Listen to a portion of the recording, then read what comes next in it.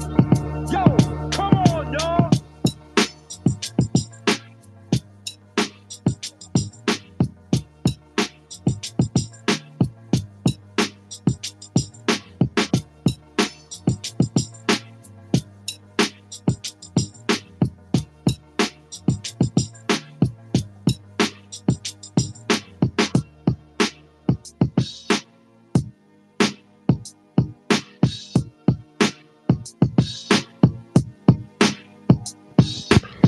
Good morning, everybody. Good morning and happy Friday. You've made it to your pre weekend edition of Hoop Spaces. And no matter where you are, if you're joining us, we want to say thank you. We're appreciative. Good stuff to talk about today. The Magic. Do you believe? We'll talk about that. The Denver Nuggets beat the Oklahoma City Thunder. We'll talk about that. Up top already, the best newsletter here covering the NBA on Twitter Spaces, getting ready to get a permanent name that'll start next week. I think you'll like it. I'm going to take the weekend off here and rebrand the Hoop Spaces Review because really it's just because it's using review and we never really put a name to it, but the name will likely be the NBA on Twitter Spaces. There you go. Hey, if you want to come on up, request that mic. I know TJ's here. I know he's got some solemn thoughts here on the Golden State Warriors. And we really will dig into the Shea Gilgeous-Alexander talk. He is garnering some early season MVP buzz and some other stuff. Check out the newsletter. It was written a little bit differently. Hope you like it. I'll be back in about 30. Thank you, everybody. Good morning.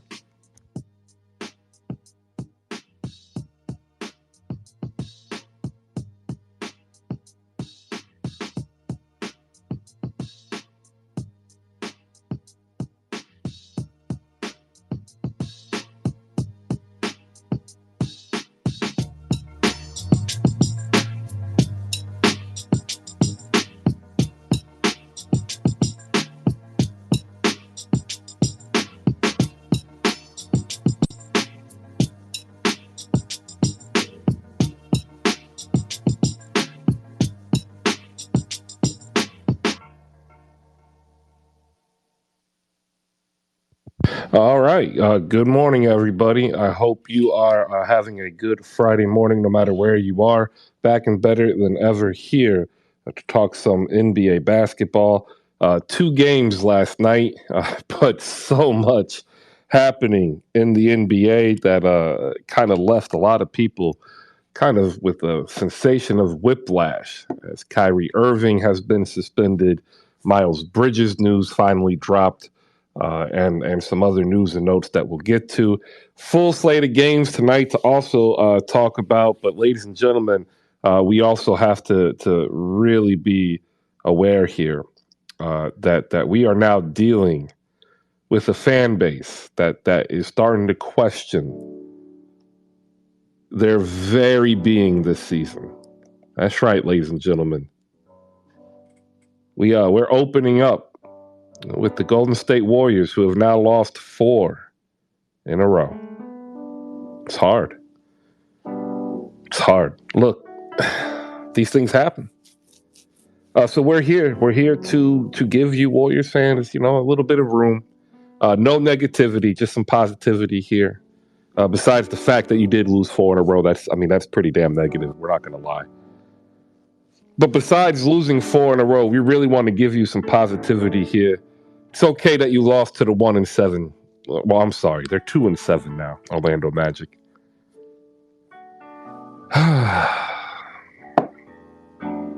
3-6. That's kind of negative too. Can't really talk about that. Steph looked good. Yeah, he looked great out there. Like he looked alone at times. TJ, good morning. How are you doing? Good morning, Chris. I slept well. It's cold in the Bay Area. Cold standards are like 45 degrees. We had a little rain, but apparently it didn't come from the Warriors. But yeah, how are you? I'm well. We lose James Harden for a month plus. Joel Embiid is sick, but not sick, but sick again. But I have Doc Rivers, who's a great coach, just like Steve Kerr. Ooh, Steve Kerr is such a great coach that he decided to use a challenge first quarter. 50-50 And then challenge. proceeded to give up 43 points in the third. Oh, goodness. Ugh. Great coaches sometimes have to allow the players to play. And last night, Steve Kerr was in his greatness. So much so that there was a technical foul again. It's a wonderful day. Good morning. Down below, I want to give a shout out to Jose, 77 Spaces, the best damn Mavs space here on Twitter Spaces. Mavs play today. They're looking to avoid the dreaded Golden State curse because, like, this is what this is now. What's up, Grindhouse? Grindhouse Grizz is in the building. You got to check in with what the Grizzlies are doing. It's going to be a great season for the Grizzlies, I think. Once they get Tripp back, it's gonna be a tough out. Sebastian is in the building. The Miami Heat are back, and Pat Riley's awake apparently, as Jamal Cain will be joining the Heat in Indianapolis as Jimmy Butler apparently has some issues. We'll get to that. But yeah, last night, ladies and gentlemen, 130-129. Your Orlando Magic, my Orlando Magic, defeat the defending champions, the Golden State Warriors. And I ask you now, do you believe in magic? Because if you look at all these games, they really haven't been out of any of them. All right, last night, Warriors started Draymond Green, Andrew Wiggins, Kevon Looney, Stephen Curry, and Klay Thompson. And for a moment, the magic was there. They were back. You have a Steve Kerr questionable challenge. Steph and Klay were hitting shots. And then something happened, and that was called halftime. And then coming out of the half, 43 points in the third quarter with two Defensive Player of the Year candidates playing. We got JaMychal Green and Jordan Poole coming off the bench for combined 18 points. Jordan Poole, a kind of substandard shooting night.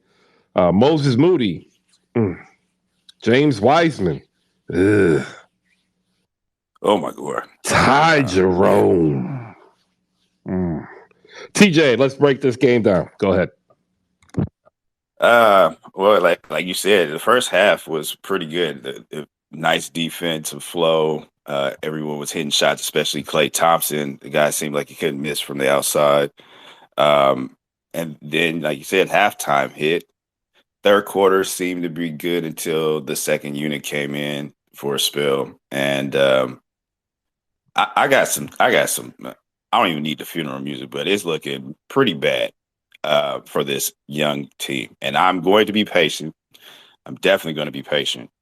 But with Wiseman, there was a technical foul, and that's when everything for me seemed to go bad for the Warriors. It seemed like a 5-point swing when we were up, I believe, 4 or 5 points.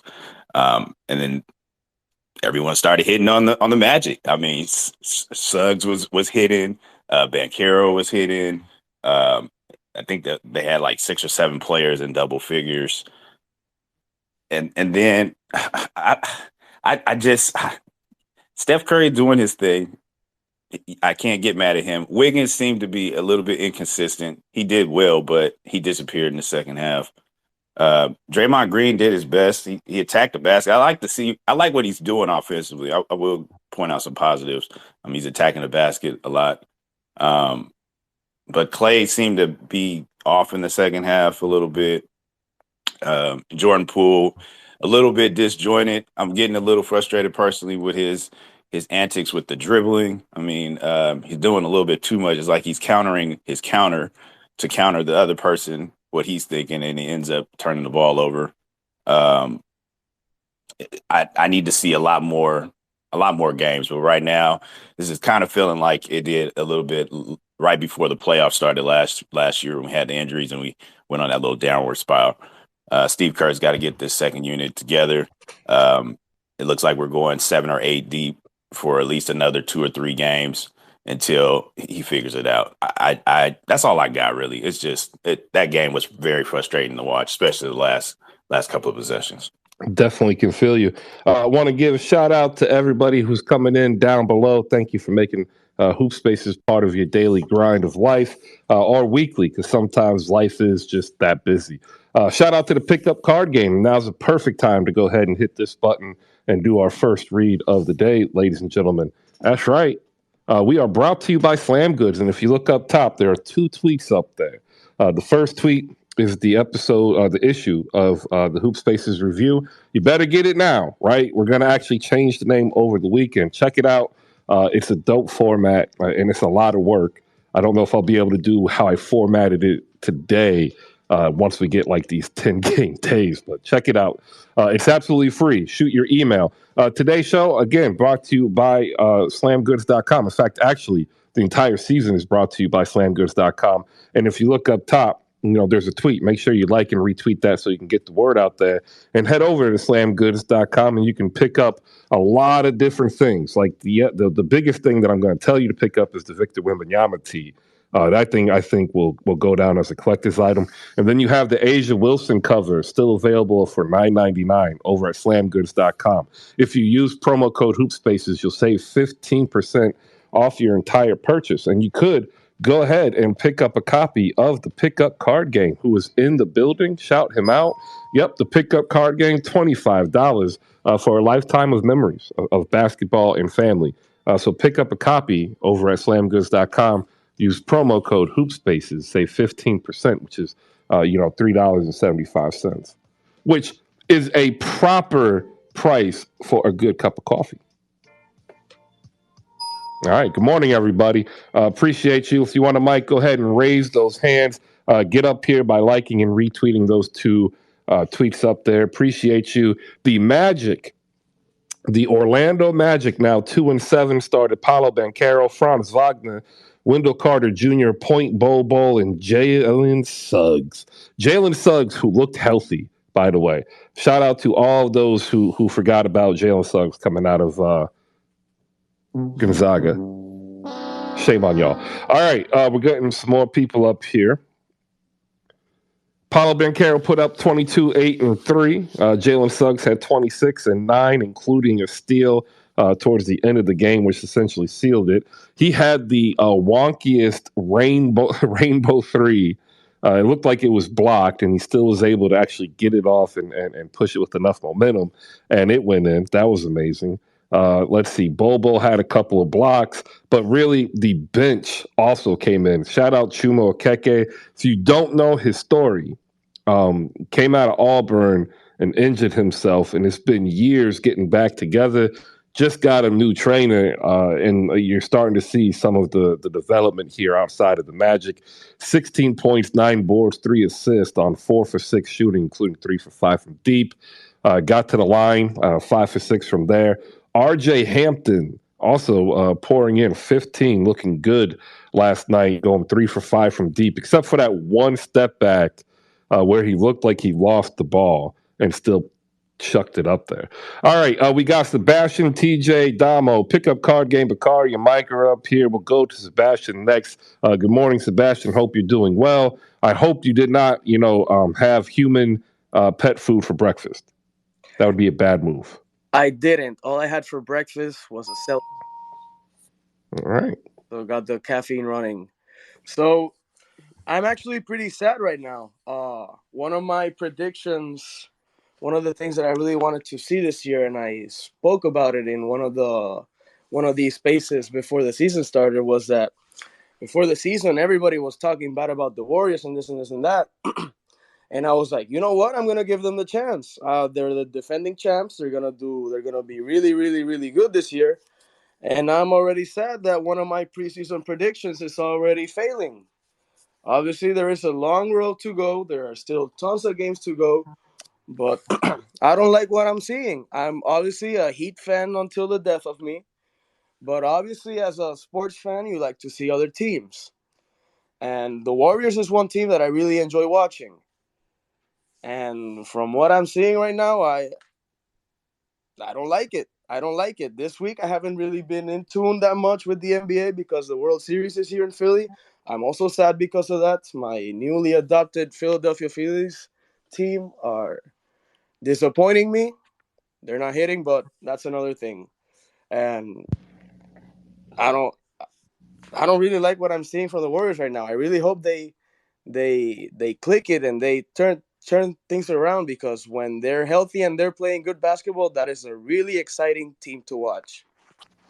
Yeah, and an exciting player that we have yet to watch really this regular season, Jonathan Kaminga, did not play, coach's decision. Up next, we're going to say good morning to the Pickup Card Game, which you can head over to slamgoods.com and pick up your copy of Pickup. Use promo code HoopSpaces, save 15%. Again, that's $3.75. That is the proper price for a good cup of coffee. Pickup, good morning. How you doing?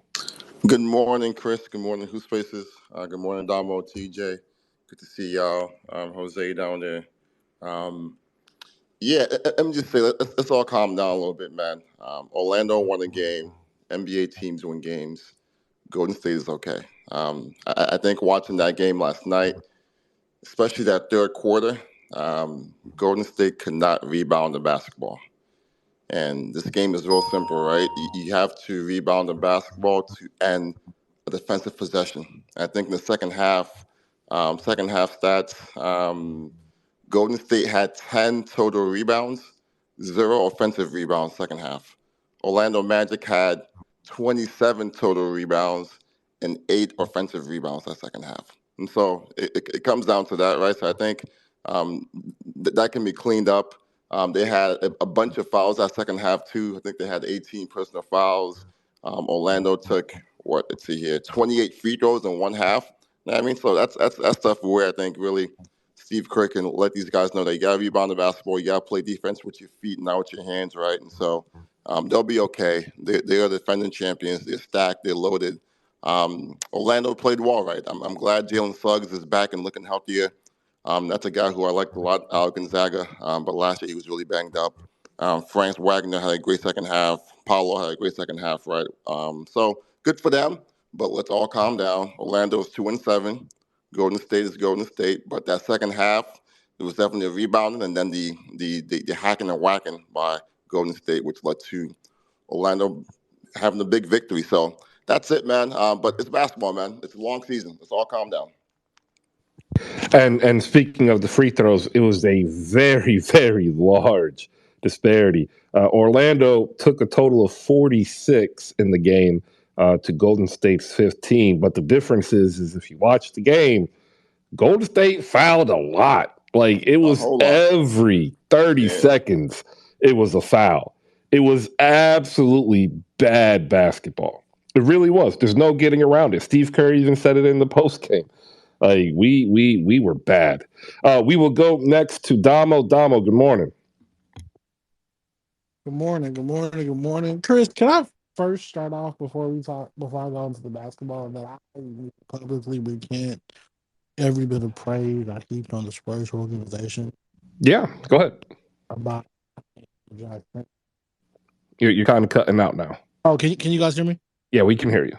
Sorry. I need to recant the praise I gave. I want to say it was Tuesday. I believe there's a difference between accountability and responsibility. Everything that I've seen and I've read is that Brian Wright is accountable for what happened, but RC and Pop are definitely responsible because that's what it means to be a leader. So I expect, I demand, I require jobs to go.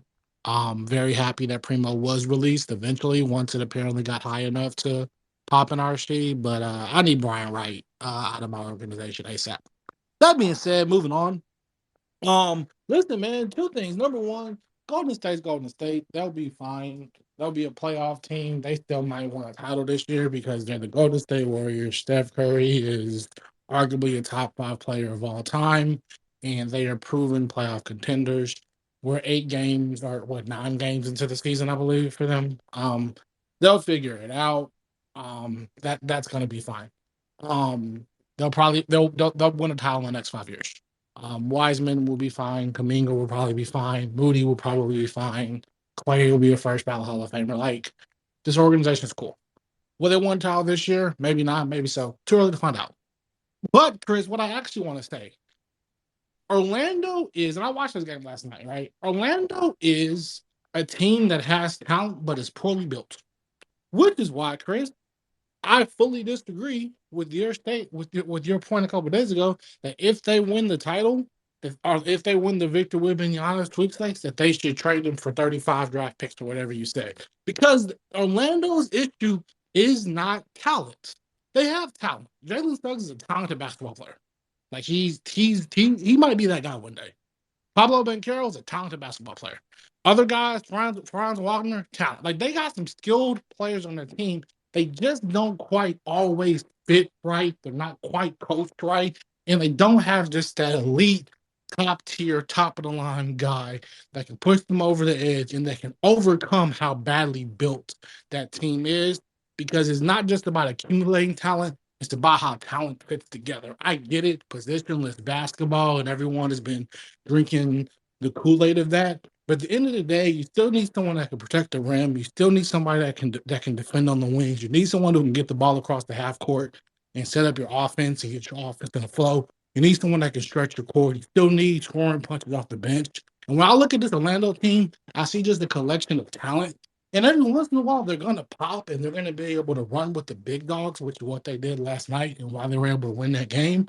But if you get Victor, go ahead, put Victor, put Pablo, trade a whole bunch of pieces, build that organization around Victor, Pablo, and Jalen Suggs, and find veterans and little small key pieces to fill in, and let Orlando Magic team could be something one day. Maybe they'd have to beat what some call the DeVos curse, but such is life. TJ, hop in here with your reaction, then we'll go to Micah, then Bakari. EK is joined, and I want to say shout out to all of you Nets fans. Don't worry, we'll get to you in a minute. It's going to be a long season. TJ, go ahead, reply. Yeah, I was just gonna say for the Magic, I think currently constructed, yes. To echo what Damo said, like they definitely have talent.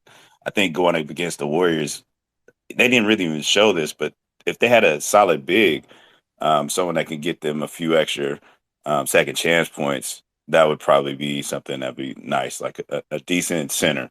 But I agree. I think Orlando played very well last night, despite the Warriors' mishaps, that even scoring throughout the whole team. They just need one person to put them over the top. May not be Paolo because he's from Duke, but maybe it's Suggs. You never know. I love how you stay on brand with this Duke animus. It's dope. Micah, go ahead. Chris, how are you doing this morning? I'm good. I had great basketball last night. I can't complain. How you doing? I'm great. Had great basketball. Had good breakfast. Little fried chicken, barbecue chicken for breakfast. Pretty good. So, real quick, man, they look like they're down bad. It might be too early in the season, but defensively, they're just not there. Like the space a couple of days ago you was talking about, didn't you say they were like second worst defensive rating in the West? And that got compiled by going against four of the worst offensive teams in the league.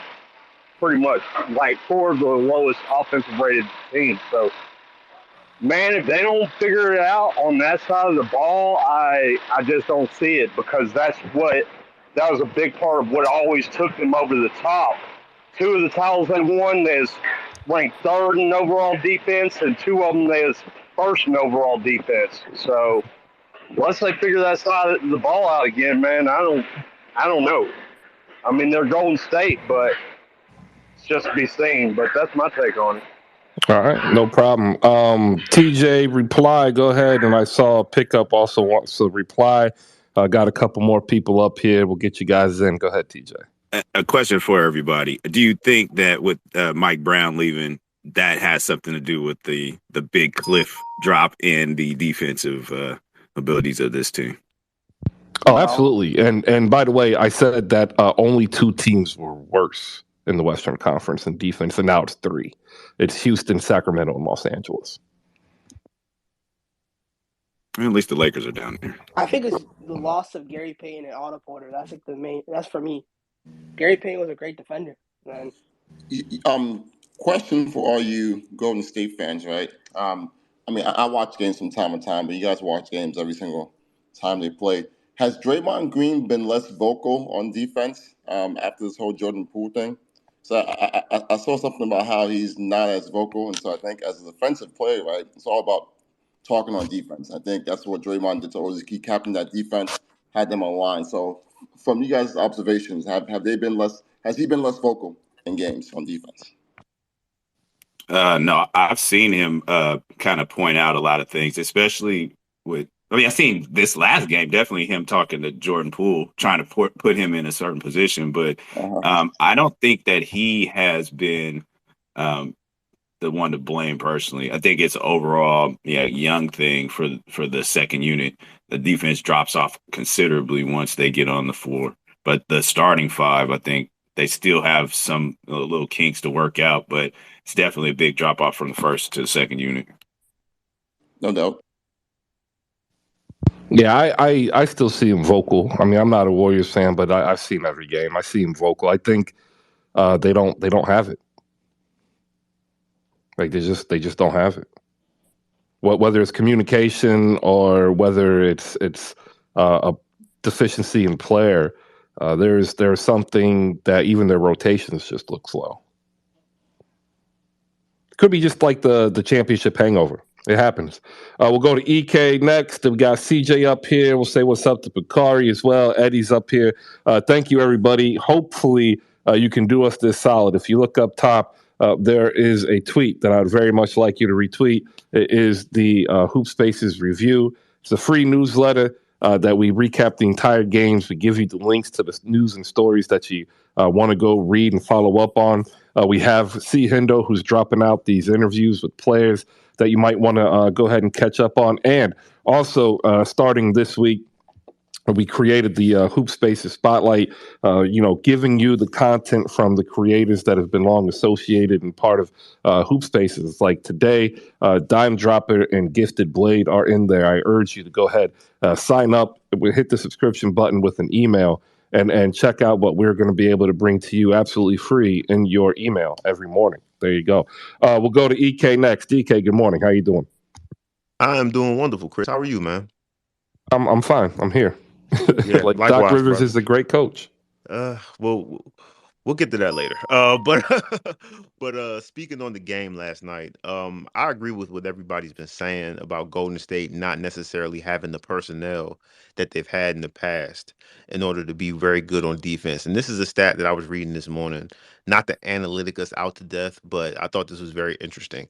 Out of all of the teams in the NBA, the only team in the NBA that has the majority of their players with a negative defensive box plus minus is the Golden State Warriors. The only person that doesn't have a negative defensive box plus minus on Golden State is Draymond Green, which tells me that although Draymond Green, and I've seen him be active, like he's been active on defense and like been vocal on defense, but these new guys, man, Jordan Poole, Moses Moody, James Wiseman, and Kuminga, when they're in there together, they look lost on defense. I mean, there are times when they look lost and they get beat a lot. They're not able to necessarily anticipate what the offense is going to do, which causes them to commit a ridiculous amount of fouls like they did against an athletic team in Orlando last night. I mean, given the 46 free throws is absolutely nuts. Like it just shows that you're not in tune defensively. And I don't know if that's necessarily going to change because to me, I've always thought defense is more of a like a 1-2 sort of thing. But it also, you have to have some sort of basketball IQ to be able to anticipate where guys are going to be, to know coverages and things of that nature. And I don't know if I'm not a Golden State fan, so I know Golden State fans probably saw what Steve Kerr said last night. He said, listen, through 9 games, I've seen enough, basically. And so I know the rotations I'm going to go with. I know what I'm going to do. And I think that's good for him to know that, listen, if I keep on trying to experiment and put these guys out there in these situations, we're going to put ourselves in the hole that is going to be very difficult for us to get out of, especially when I got a guy like Steph Curry who dropped 39-9 last night, and we lose to a 1-7, now 2-7 Orlando Magic team who really has no business competing with the Golden State Warriors, right? So I think that's really the remedy to all of it. Him understanding that he's going to have to switch around the lineup and say, okay, listen, maybe we don't play Kuminga as much, right? James Wiseman looks to be okay on the offensive end, but maybe we try to dial his minutes back a little bit until he's able to get adept on the defensive end. And that's pretty much it. And also with the Kyrie thing, unfortunately, this is what happens when you fuck around and find out. Thank you very much. All right. Appreciate you, EK. Up next, we got CJ, one of the many Golden State Warriors fans that come through Hoop Spaces. We'll be getting some live updates as the Santa Cruz Warriors, set off in their G League season. CJ, good morning. How you doing? I'm doing good, Chris. They had their media day not too long ago, and I think the biggest highlight was they were asked if pineapple belongs on pizza, and majority of the guys said absolutely not. So take that for what you want as far as food takes go. But as far as the Warriors that would be correct. That would be correct. That's how you're supposed to take that. All right, keep going. Yeah, for sure. As far as the Warriors are concerned, I think that part of the issue, at least from my point of view, from what I've been seeing, is that Kerr has been through these, 8 or 9 games. He's been trying to figure out what rotations he likes and what lineups he likes together.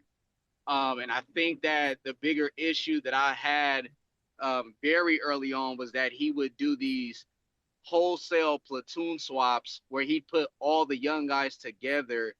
And I think he figured out very quickly that Jordan Poole is not in a position to lead these young guys in lineups and it be productive.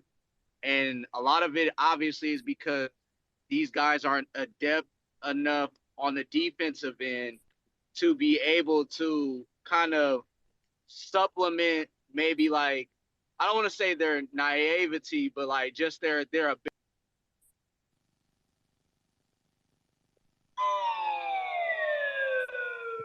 Man, you hate to see it happen. How things move.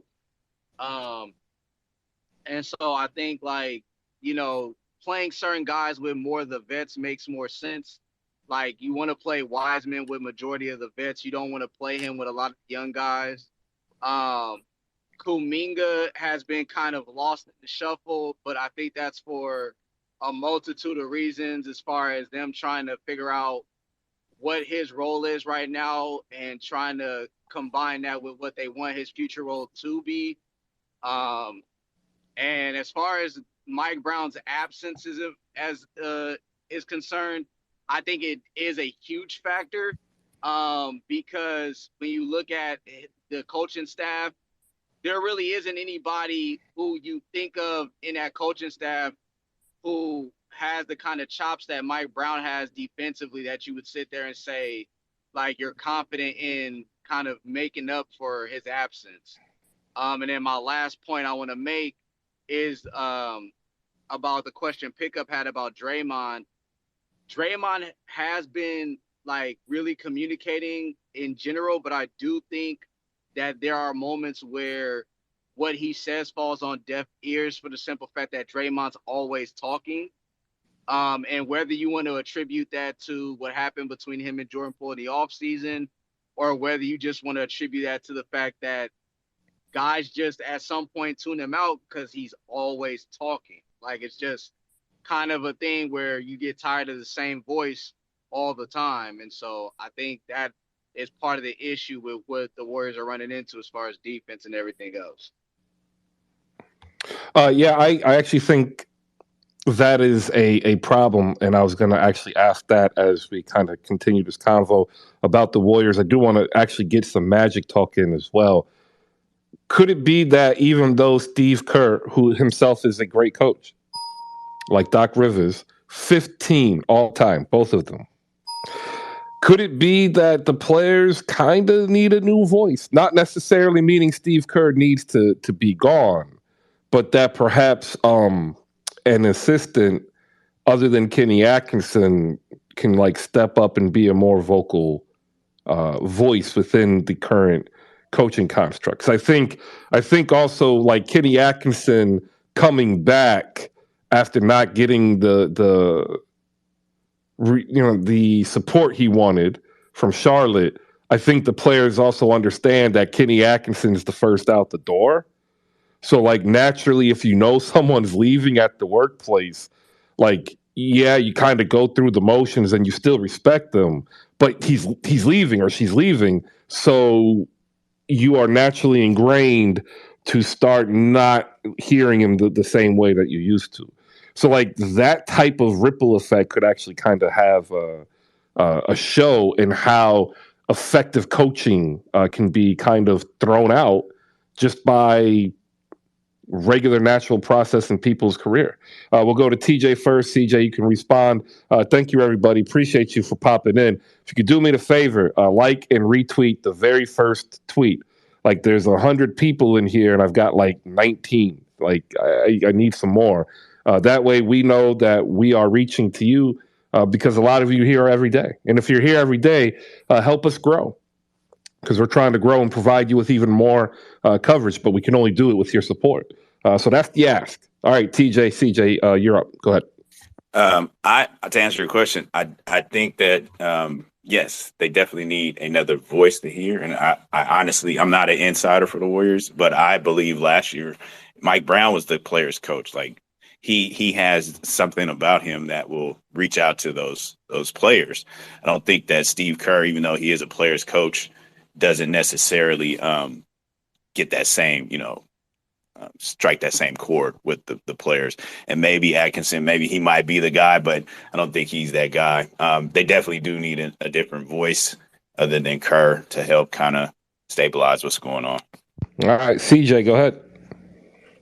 Yeah, I agree with what TJ just said, but I actually don't think that Steve Kerr is as much of a players coach as he is. I believe Steve Kerr is the kind of coach that kind of likes to stick to his guns, and he purposely put guys on his staff to challenge him in that sense, and then also kind of to relay the message to the players, which is why Mike Brown was as crucial as he was. And I think there is another coach on the bench in Chris DeMarco, but I don't know if Chris DeMarco's focus is player development or on the offensive defensive end. I can't really remember where his like expertise really lies, but I know he's been somebody who's been very influential in talking to the players. But like I said, the question is like, is he more of a player development guy, or whether he's a defensive minded guy or offensive minded guy? But they definitely do need another voice. And it's going to be interesting if Kerr decides, regardless of what happens this season, if he wants to venture outside of the organization to maybe add another voice to his coaching staff. All right. I like it. JF, go ahead. And we got JB. We'll get Eddie Bakari as well. Appreciate everybody. Keep it moving. Good morning, Chris. I just want to say, man, what a crazy turn of events from what we heard in the beginning of the season till now about the Warriors. I heard they were going to go ahead and repeat. They're going to go undefeated, all this and that, all this and that. Look, two main problems, and we spoke about this last space, is should Klay Thompson come off the bench? I still believe he needs to give Jordan Poole his time to go ahead and shine, progress on this game as a starter. Second, Draymond Green is not the answer at that 4. I mean, if you really look at Draymond starting at the 4, you probably had the same type of problems that the Miami Heat do. You still got questions there. I think these players they're relying on them a little bit too much for their age and their wear and tear. And I think they need to go ahead and develop Wiseman and Kuminga a little bit more. And I think we haven't really seen that development. I think we just always talk about, Wiseman is going to be this. great pick, this and that. And I understand he's a great player, but development matters. And I kind of understand that just looking at my rookie, because he's not even getting playing minutes, even though he has experience. But, there's a transition you need to have from wherever you play to the NBA. A lot bigger, a lot faster. But coaching wise, I don't think the coaching needs to change. Even though I know that's the first thing they're going to look at.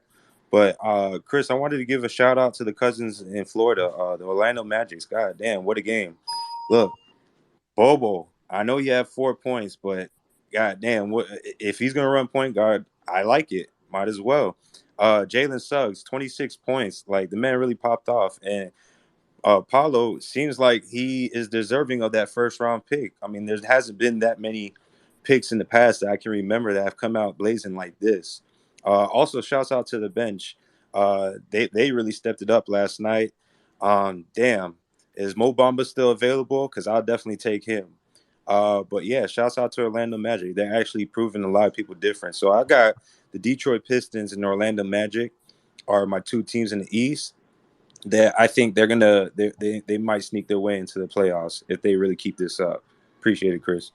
All right. Appreciate you, JFK. Up next, we've got JB Fortis, host of NBA Now, NFL Now, 8 a.m. Join in to get your sports psychology on. You get your therapy, as we all need it. Screaming out into the wind helps sometimes, but it even helps if it's somebody else. JB, go ahead. I gotta warn you before I go that I'm planning on resetting the conversation. If you want to give CJ Give him the the horn. opportunity to talk You just don't hear him. You don't hear him pick up. Can you guys hear me? Oh, I hear you. Pickup does not hear you. Okay, I just gotta warn you. He was hoping to hear the horns. Like, he really wants to hear them. Well, I'm planning. He might get the horns after I go through my take. Do you want to stay on the Warriors? But I've got a real grown up question. Yeah. I want to clear Warriors and Magic first. So if you got something other than Warriors, Magic, I have something big other than that I need to talk to you about.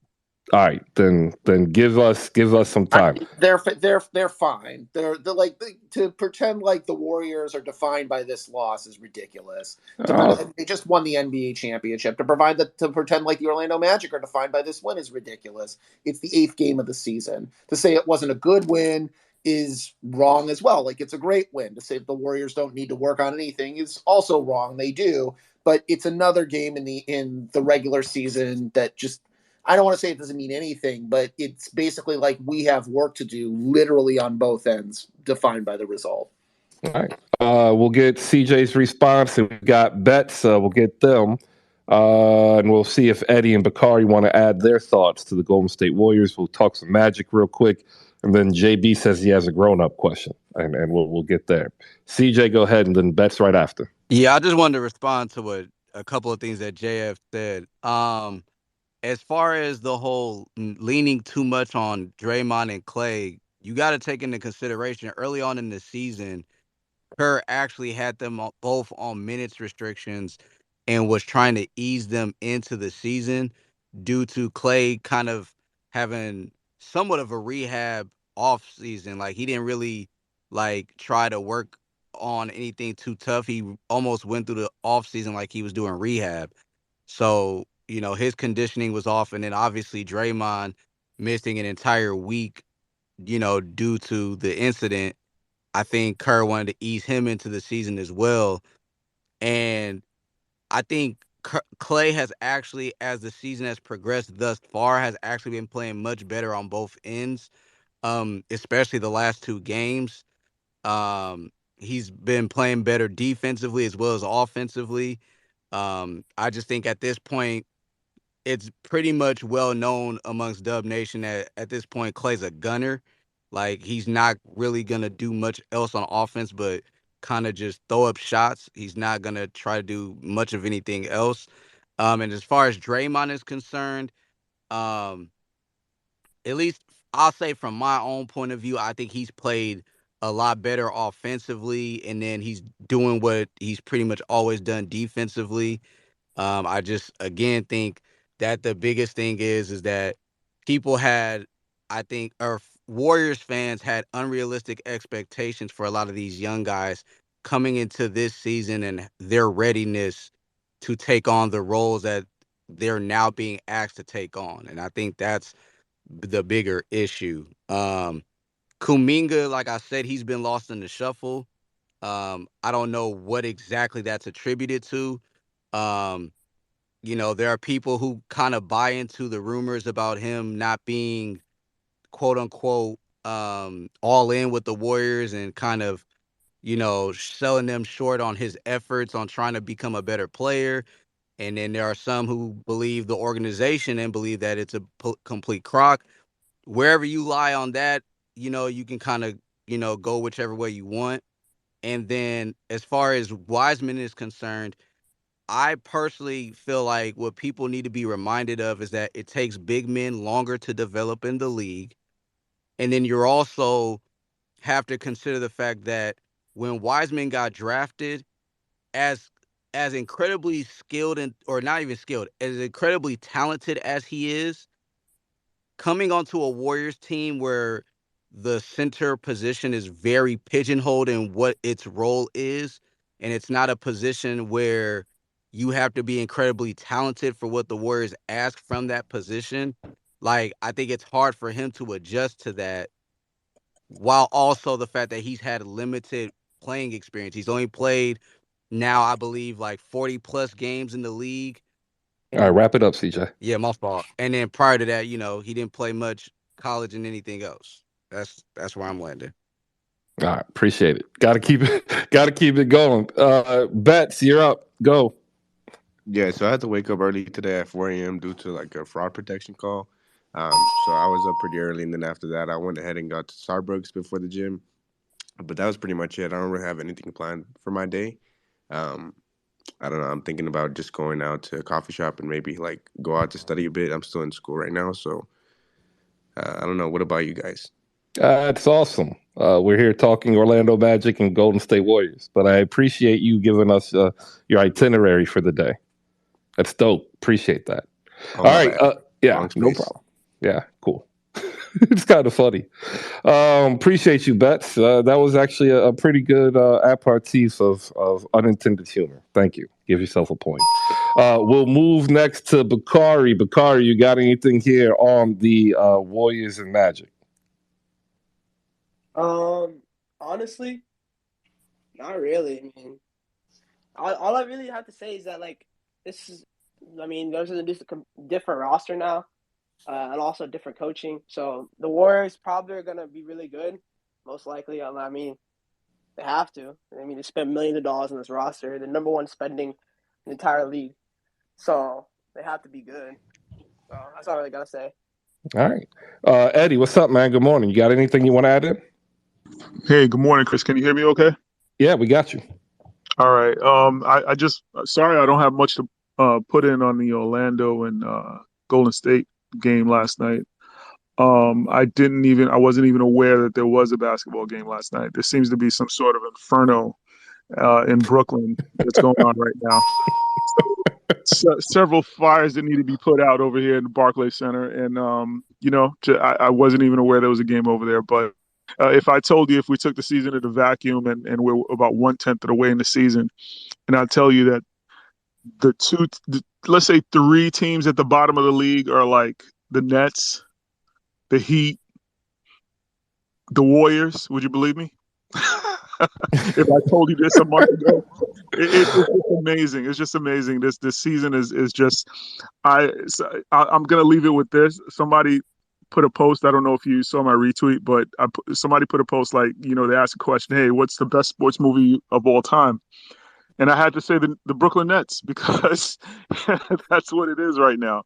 So I apologize if I don't have much Warriors feedback. It's tough enough to stay late for the West Coast games, but the Warriors, it shows you how people think of, it shows you how previous seasons, I guess you could say what you did last season matters, because if I told you the record of the Warriors right now, and I told you it would be similar to the Nets, where they have losing records, but the outlooks for both teams are so different, it's just amazing. It's just amazing. So, but I'll sit back for a little bit until you start talking Nets. All right. We've got a couple more people to add in here that will. Well, I want to get some magic in here. We'll go first to Jeremiah Burnlin, who has just been back and forth with me, failing to understand that it is not I who is saying that Doc Rivers is a great coach. I've been saying it. Like that. Like I don't think he understands. Like Doc Rivers is a great coach, and I think he's here to say, you know what, you may be right. What's up, Jay? How you doing? I'm decent, man. What's up, Chris? I've got to be honest, I'm really not here to do that. I think Doc Rivers kind of sucks right now, but listen, I'm a Warriors Wait. fan. Let me ask you something. Yeah, go ahead. Who has the better record, Doc Rivers or Steve Kerr? Pretty sure it's Doc Rivers, but there you go, ladies and gentlemen. There you go. I told you were going to come up here and tell me that I was right, that Doc Rivers is a great coach. And if Steve Kerr is a great coach for the great Golden State Warriors, surely Doc Rivers is a great coach. Go ahead. Yeah, so I'm a Warriors fan. And last night, you know what, not just last night, the whole season, there's a few issues that we have. One of them being, and no one's really talking about this, Jordan Poole has not adjusted to his sixth man role as well as we'd like, or not well at all, you could say. I don't think he really fully understands that he has no option but to give us those points, especially when you're playing non-factors in the starting lineup on offense like Looney and Draymond, who, you know, aren't usually going to give you much offensively, right? And so Jordan Poole has to take responsibility and play better. However, I do feel like the way we have JP playing right now, Steve Kerr's, the rotations, the second unit, it's just, I feel for him a little bit because he's not a point guard. If there's one thing that I've learned, you know, since the start of the season, putting him on the ball and facilitating, it's not really working out. And then and he's just missing too many shots, and he's not really playing well at all right now. But the biggest issue for me, it's not Wiseman, right? And it's not defense, but it's discipline.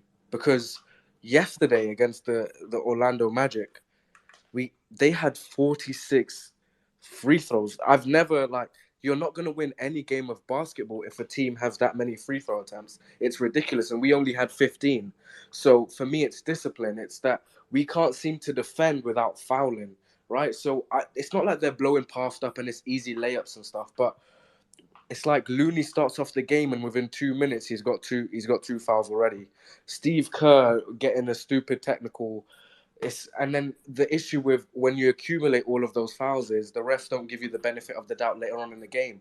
I was seeing some absolutely ridiculous calls, especially on JaMychal Green, that were like, come on, there's no way that's a foul. But when you've been fouling the whole game, you don't have the benefit of the doubt anymore. So as a Warriors team, we really need to speak to not only the young guys, but it's the experienced guys as well.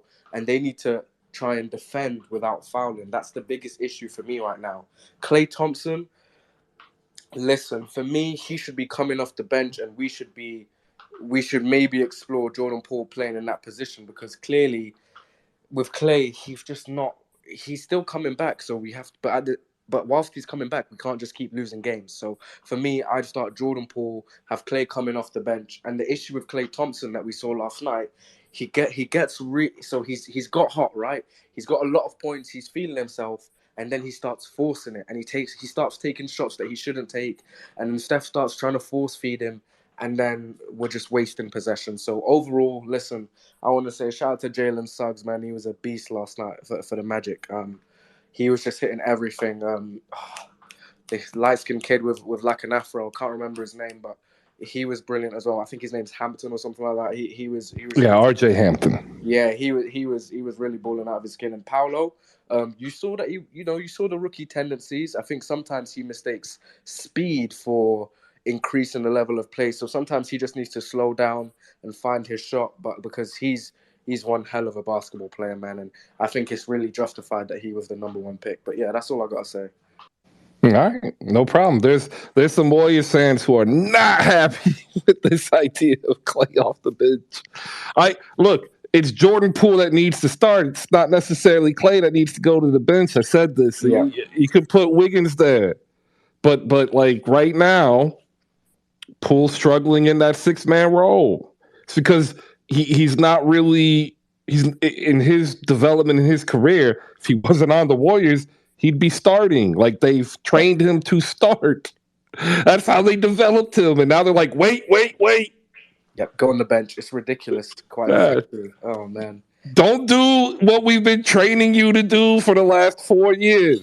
Do this now come instead. off the bench. And I think that's the issue with the Warriors. A bit of like a boys' club with like Steph, Draymond, and Clay, where they get a way longer leash on everything except for everyone else. But like, they earned that. Yeah. Okay. They earned that. At the same time, you need to update your resume a bit. Like, I feel like we need to be realistic about. So when Klay you say Thompson we update your currently have. resume, do you mean win the NBA championship? No, but last see, year, or do you mean something different? see. Here's the little caveat, though. Draymond, for me, except for I think it was, he did well against Yoke, but I don't think he had a particularly great series. Then when you mix it in with the fact that he hit Jordan Poole, which was the stupidest shit I've ever seen, I'm like, how does Draymond keep getting the benefit of the doubt in these situations? These aren't good things, and surely he doesn't have enough credit where he can just not be suspended for any games or keep being a non-factor on the offense. And guess what? They will give him a new contract, and it's like, we just have an aggressive version of Ben Simmons, and that just means like he's still not there's making one shit. huge It's annoying. difference. There's one huge difference, Oh man. which is that for whatever reason, credit doesn't seem to accrue for you when you win 4 championships. And that's where the difference is between the Golden State Warriors and what you're saying. You may be right that we have to live in the now and that Draymond Green doesn't deserve the credit. Unfortunately for you, he has the credit, and he earned the credit by winning 4 championships. Even if you believe he didn't have a good series, the end result is not only that he won, but he was also there for the parade, and he has the ring to back it up. And a leading podcast. Ottoman. I'm a leading podcast. Like, it's dope. I'm not lying.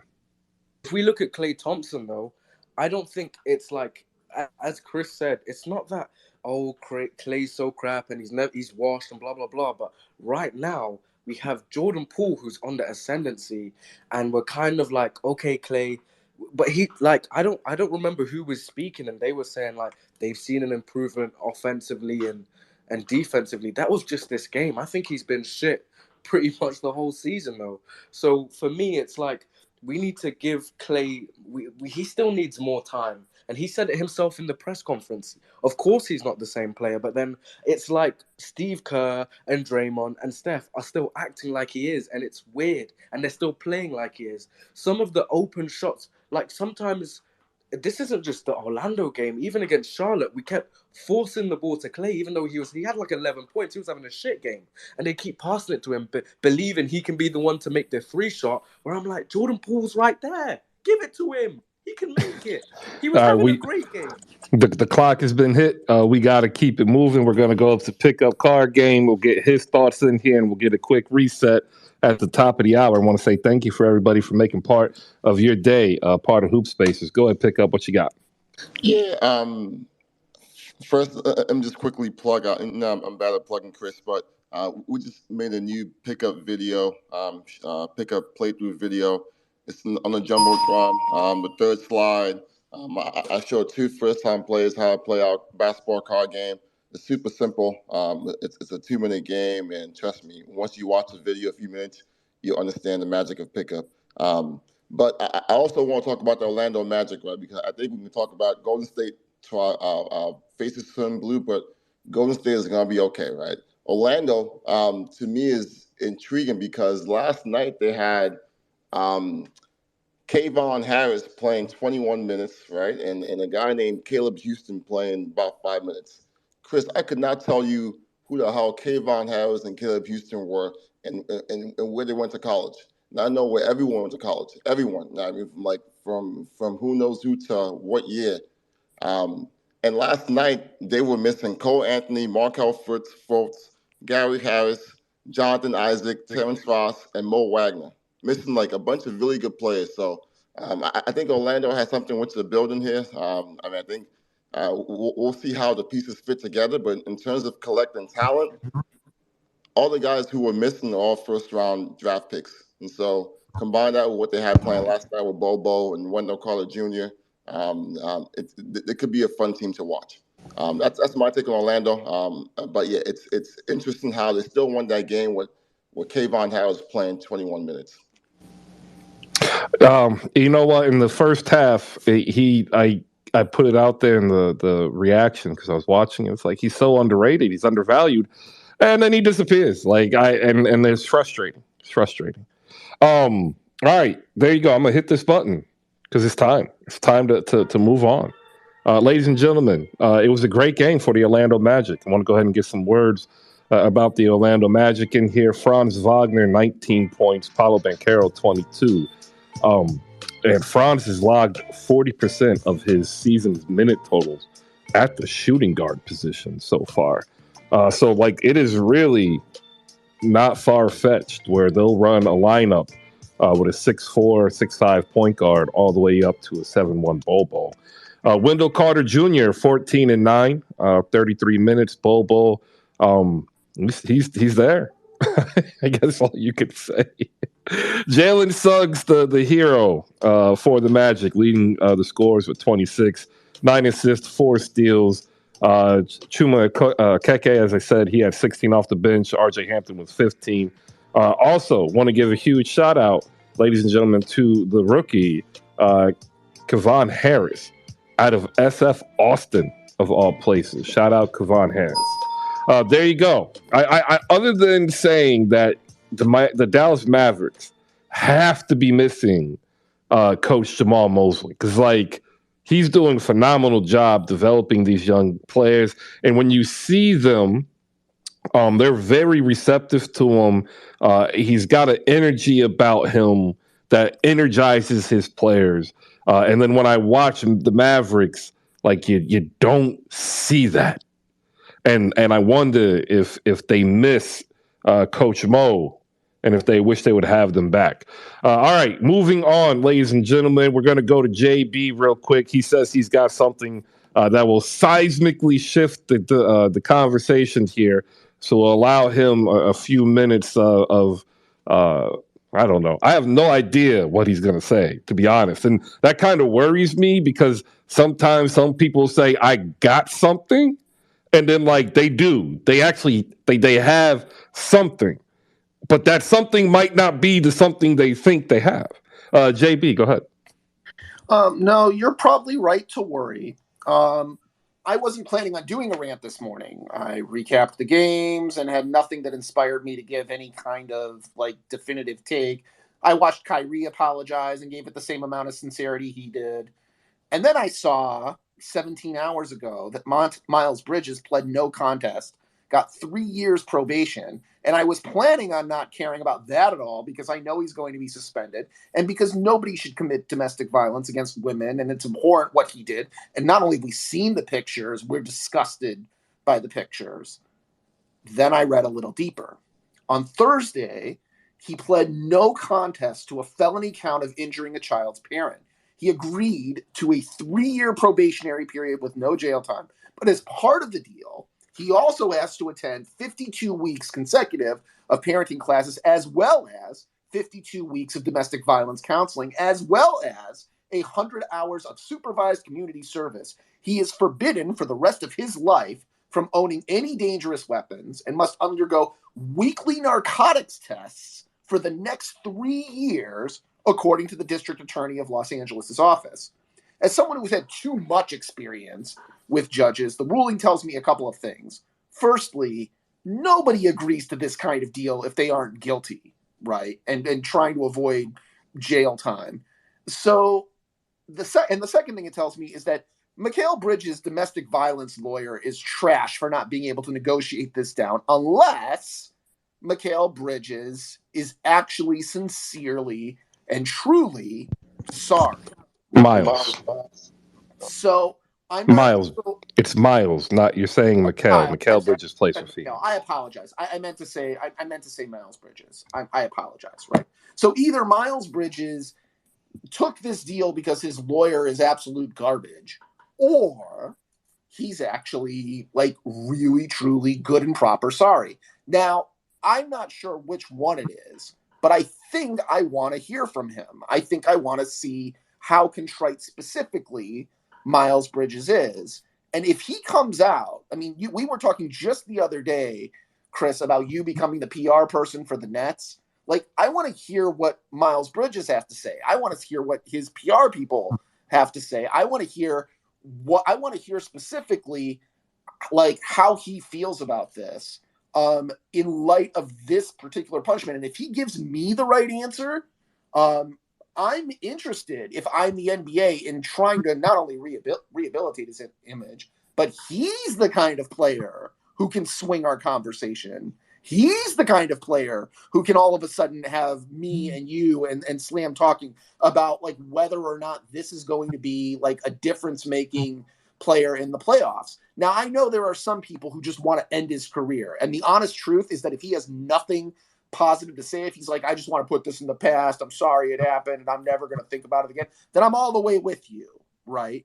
Like, if he's really not sorry about it, if he's really like, I want to focus on the future, not the past, then by all means, man, like, out we go, right? But if he has serious remorse and serious contrition, and looking at this ruling, I would say that he just may. I not only want to have a conversation with him, I want to hear from him, and I want him to take an active role in trying to prove me wrong. And then when he does that, I want him in the NBA. I want him to make a difference. And I know that's a highly controversial take. I am not condoning at all what he did, but I definitely want more awareness. I want more spotlight, and I want him to express contrition. And if he does, I want him to have a second chance. All right. It is a difficult conversation. I'd placed it in the newsletter. There's no avoiding it. The NBA had a hell of a day yesterday, and the Miles Bridges news is outside of the realm of the NBA. It had to go through a legal process where he pleaded no contest, and this is something that actually has precedent within the NBA. Jason Kidd pleaded no contest, and he received a 2-game suspension. Deshaun Stevenson pleaded guilty and to a crime and got 3-game suspension. Like, the professional leagues will always catch a black eye. There's 0 win here for them. Unfortunately, that doesn't really absolve them from this moral dilemma. So we'll go next to Malika Walker and Dia Miller, and we'll hear their thoughts and replies before we open up any other discourse on it, because this is going to be a grown-up conversation, and we're not going to be able to avoid it because Miles Bridges is Are you there, now. Chris? I don't hear you anymore. Yeah, I'm here. Can y'all hear me? I can hear you. Yeah, Malika can't hear. Someone I tell hear you. Malika that she can't hear. Can you hear me now? Yeah. I was in the middle of. We hear you, Malika, but Yeah. I'm guessing you can't hear Chris. Maybe just jump out and jump back in. So I can hear him Add you now. again. Okay. I can hear him now. Okay. Yeah. Cool. Yeah. Man, I was really going somewhere there. All right. Well, we will go now to Malika Walker and Dia Miller. Malika, your reply to JB Fortis' take. Yeah, sorry about that. I temporarily lost wireless, and then that threw me in kind of like a weird place for a second. But with Miles Bridges, unfortunately, I just felt like when it comes to like sports leagues, I feel like women are not protected. I feel like we're the best word I could say is, we're exposed. And we do not have a cover, or, we're cold, and we may get a blanket. But we're still a little cold. I just feel like, and this is across the sports leagues and the NBA. I feel like with Miles Bridges, I think that he was going down a dark road for a while. And he was still playing well. He was showing up for the games. So, but to me, his hip hop videos that he was putting out on his page was a sign something wasn't right. Like, he looked high. He didn't look like he was, like, it just, I don't know. Like, I think that with his sentence, He's going to have to do community service, like 100 hours. I could see him getting signed by a team, getting the suspension. It will probably be for a season, and making a statement, meeting with the press, and doing things in the community.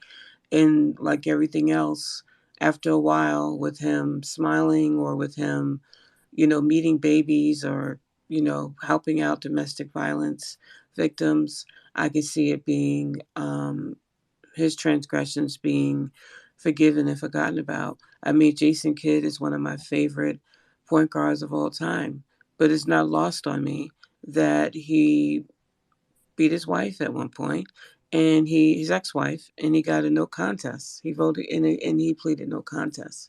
So this is not the first time. And in the past, like other things, other rumors, I don't feel like it's going to be any different. I think it's going to be a much longer. He's going to get many more games than the NBA has given out in the past. But he's going to be back in the league. They're not going to disavow or, or whatever him. He's going to be back in the league, but with a stiffer penalty. And he'll sing and kiss babies. And I think that's where we are, because this is a sports league. It's the NBA. And, that's how I feel about it. I'm not saying he deserves permanent expulsion either. I'm saying that Don't not yet, what's JB, gonna because I know you're going to try to hop in here. We'll go next to Dia Miller. So full disclosure, this is something I've been talking about for a long time. Obviously not Miles Bridges. That's a more recent case, but this is something that I've been very outspoken about because I personally am a victim of domestic violence. And I am also a basketball fan. And it also is my job. And so, I guess my only thing is to try to offer some perspective to maybe either men who have not been in this situation, anybody who hasn't been in this situation, but I think especially men. I'm shaking and almost like on the verge of getting a little emotional here. That should tell you a little bit, but like it is an exhausting thing to watch men treat women this way, to the point where she posted photos of the injuries, video of their son screaming about it. Like there's it I don't think there's a question about whether he did it or didn't do it. I think that's been very clearly put out there. And so regularly you have these men who, I shouldn't say regularly, occasionally you have men within a professional sports league, the NBA in this case, who lash out and do awful things. And not only just men, but men who are physically large and strong and professional athletes who have a physical advantage over a woman. And they get a slap on the wrist and they continue on. And now I am not saying, I am somebody who's all for redemption. I'm all for second chances when a person, takes the steps to change. And I don't think that somebody should never have a second chance. I'm absolutely not saying that. But what I am saying is that being in the NBA and getting paid millions of dollars to play a game is not a right. It is a privilege. It is something that is not owed to anyone. And when you do something like this that hurts another human being to the degree that this has hurt another human being, there need to be harsher consequences than what's been there. When Jason Kidd was hired, that was a huge trigger. It was something that we've talked about. I personally have talked about how problematic that can be for someone like me and other women who don't speak up. Probably a lot of you have people in your life that you don't even know have been victims of this, because it's really painful to talk about and it's hard and it's often embarrassing. But when, as a victim of something like that, you have to sit there and this is now going to be, whether anybody likes it or not, this is a storyline that will forever be tied to his name. Every time I hear the name Miles Bridges, this is what I'm going to think. And there's really nothing we can do about that because of the situation. So then for me, as somebody who's been abused, when I'm watching this game that I love or even doing my job, and I hear the name Miles Bridges with a 3, Miles Bridges checking in, whatever it is, immediately that's where my brain goes, and I'm forced to deal with trauma, which sounds dramatic, and to some degree, like, there's some control with that. Like, I struggle still with Jason Kidd. Anytime his name comes up, I avoid it. I don't want to talk about it. I don't want to, like, it's hard to, because, and it's, and so I feel like this is a little bit of a muddled all over the place thought, but I think that there needs to be acknowledgement of that. I think that it's not okay to just say, like, hey, I'm sorry, and suddenly everything's back to normal. Like I said, I think that there's room for second chances and redemption, but this is something that currently Jason Kidd was in his past. You can make an argument that he's made reparations, that he's made changes. This has just happened. You can't turn around and say I'm sorry and go back to normal, or you shouldn't be able to say I'm sorry and go back to normal. There needs to be steps in place. There needs to be things that are happening that are showing that, he's making changes so that this doesn't happen again. This is all over, Chris. I'm sorry. I did not wake up this morning and think we would be talking about Miles Well, Bridges coming back to the NBA. So no, I don't think anybody did. I made the comment, Dia, yesterday that I was wondering what was coming down the pike in terms of media responsibility for the NBA. Like, whether you are a corporation, whether you are a sports league, or whether you are a government, you tend to put out your dirty laundry on Fridays. And the dirty laundry came out yesterday, all of it, and like, nobody was expecting to have to wake up today and have a conversation on Miles Bridges and Kyrie Irving in the way we're going to have them. Like, I don't think anybody did, and so I just say thank you for being able to do it. I think that, the one of the things that I've said since the Jason Kidd situation is that I personally, for me, I wish that the NBA would step in and put out something that was a blanket, like, this is what we do in this situation, because we're seeing this, obviously they're all different situations, but we're seeing this where it's all over the board. Like, nobody, it's like somebody acts out or does something dumb and irresponsible, and everybody scrambles. What do we do? How do we handle this? And it's just wild to me that in this day and age of social media and players having their own voices, which I love, and they absolutely should, but that also comes with responsibility. And I think as a league, there need to be policies and procedures in places for these things. I've been saying this since Jason Kidd was, all this stuff came out again, because I wasn't aware of it until he was up for the coaching job. But when all of this came out again and it became a topic, my thing always has been redemption. It's always been second chances. I think that's important.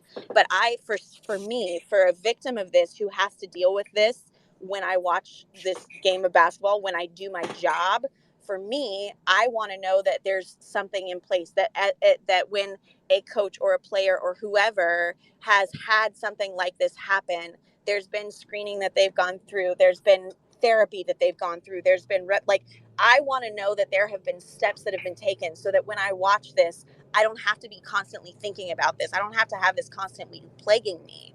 And like, maybe I know that typically there aren't as many women who are as quite as involved in sports and sports fans maybe as men. And so I don't think it has been talked about as much in the past, because quite frankly, this doesn't affect men as often. Again, it does. I understand that men are also victims of domestic violence, but it's not as often. And so I think that for a lot of men, they can watch this and say, oh, wow, that sucks, and have compassion, but then move on and be able to put it aside. Whereas I think that for women who have been victims of this, which there are, because when I've spoken out about it in the past, I cannot tell you how many messages I've gotten from women who have said, thank you, I don't want to talk about this, but this affects me. And I think that for those women, we need men to step up and say, like, hey, we need you to advocate for us as well, and for our ability to enjoy this the way that you do. Like, I don't want to have to deal with this. I want to watch basketball. I want to do my job and not have to think about this stuff. This happened to me, 15 years ago, and I still, like, even right now, like, I'm shaky talking about it. It's something that I wish that I could erase, that I wish that I didn't have to think about, that I wish that I could just watch basketball and not have this come up, but it continues to. And I'm so frustrated with the NBA not having, hey, this is, if they're going to play again, this is what has to happen. I would be happy with that. I would be able to say, okay, cool. Like, let him come out. If he's done all these things that they've asked him to do, this is set in place. I know that if he's playing, these steps have been taken. That would be fantastic. And I just wish they'd do that. Anyway. All right. I agree, and I don't think you find too many detractors from having a mechanism in place that gives you a bare minimum to get a baseline for return. I would like for this to continue. However, we have to add in another topic that's just as equally emotionally charged. So I do want to thank JB for bringing it up and Malika and Dia for being able to respond. But now is also the time to go ahead and add in Kyrie Irving being suspended from the NBA for a minimum, or from the Brooklyn Nets for a minimum of 5 games without pay. I'll get the links up. I'm sure all of you read it. If not, you could actually put in your email to subscribe to the Hoop Spaces newsletter because all the links you need are in there to Kyrie Irving's apology and the Brooklyn Nets statement. I also want to say to those who might be listening who are Twitter employees or now former Twitter employees, I understand that it's a rough day for very many of you. I want to say thank you for any of the support you've given us here individually and as a team. More news will be coming out, but I have unconfirmed reports that the majority of the Spaces team has been let go. What that means, who knows? Because we're not in those conversations. I'm sure there'll be some fallout over the weekend and some more information will pop up. All right, so Kyrie Irving is now suspended for 5 games, and I think what we will never know is what was going to materialize from the sit-down meeting between Kyrie and NBA Commissioner Adam Silver, which was scheduled for today. And if you follow what I said earlier, how leagues tend to, or governments tend to, or large corporate entities tend to put these stories out on Friday, it made sense that Kyrie Irving was going to see Adam Silver and that there might have been a league punishment handed down on Friday. However, due to the fallout that started with the question from ESPN's Nick Friedel, we now have the Brooklyn Nets superseding the NBA and suspending Kyrie Irving based upon his reaction and statements from a gaggle of reporters yesterday questioning him on whether or not he has anti-Semitic views. I'm not going to get into the ideology of what might be being alluded to here. That is not anything that really fits in this forum.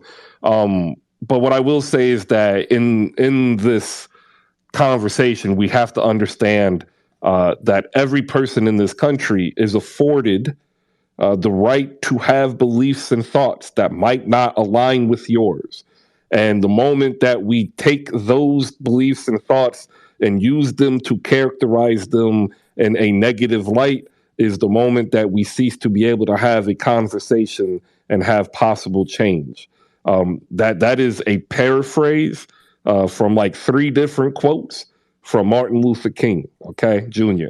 And I am somebody who believes in conflict, but in a way that can open discourse so that we all can become a little bit smarter in terms of how other people view not only just us, but the world, because we need to be able to have those conversations. Otherwise, we end up having worse actions than the ones that we will be talking about. So if you are wanting to add into that discourse, we'll be talking about it roughly for the next 20 minutes or so. And we'll lead off with Eddie. What's up? I thank you for popping up here. You said good morning and you opened, with a bitter upfront statement about the course of the Brooklyn Nets season and the situation they see themselves in. We'll go to you and then Malika can pick up. Oh, I'm sorry. I'm in the middle of a call. Could you go to Malika you good. real quick? Yeah, we good. All right, Malika, we'll go ahead and get your thoughts opening up as our Nets fans here. Kyrie Irving suspended. What are you thinking? What are you feeling? And with all the other Nets fans you've been talking to, more importantly, what's the general thought? Good morning. This week in As the Nets Turn. Yeah, that's honestly how I feel. I feel like the Nets are a soap opera, and it's been this way every season with the big, with 7-Eleven, and really from the 11 side. I am a Kyrie fan, but his off the court and his tenure with the Nets has been problematic from the beginning, and with this latest his him sharing the video, the movie from Amazon. I do take into account that he specifically didn't say anything, but he shared a movie that had some anti-Semitic statements in it.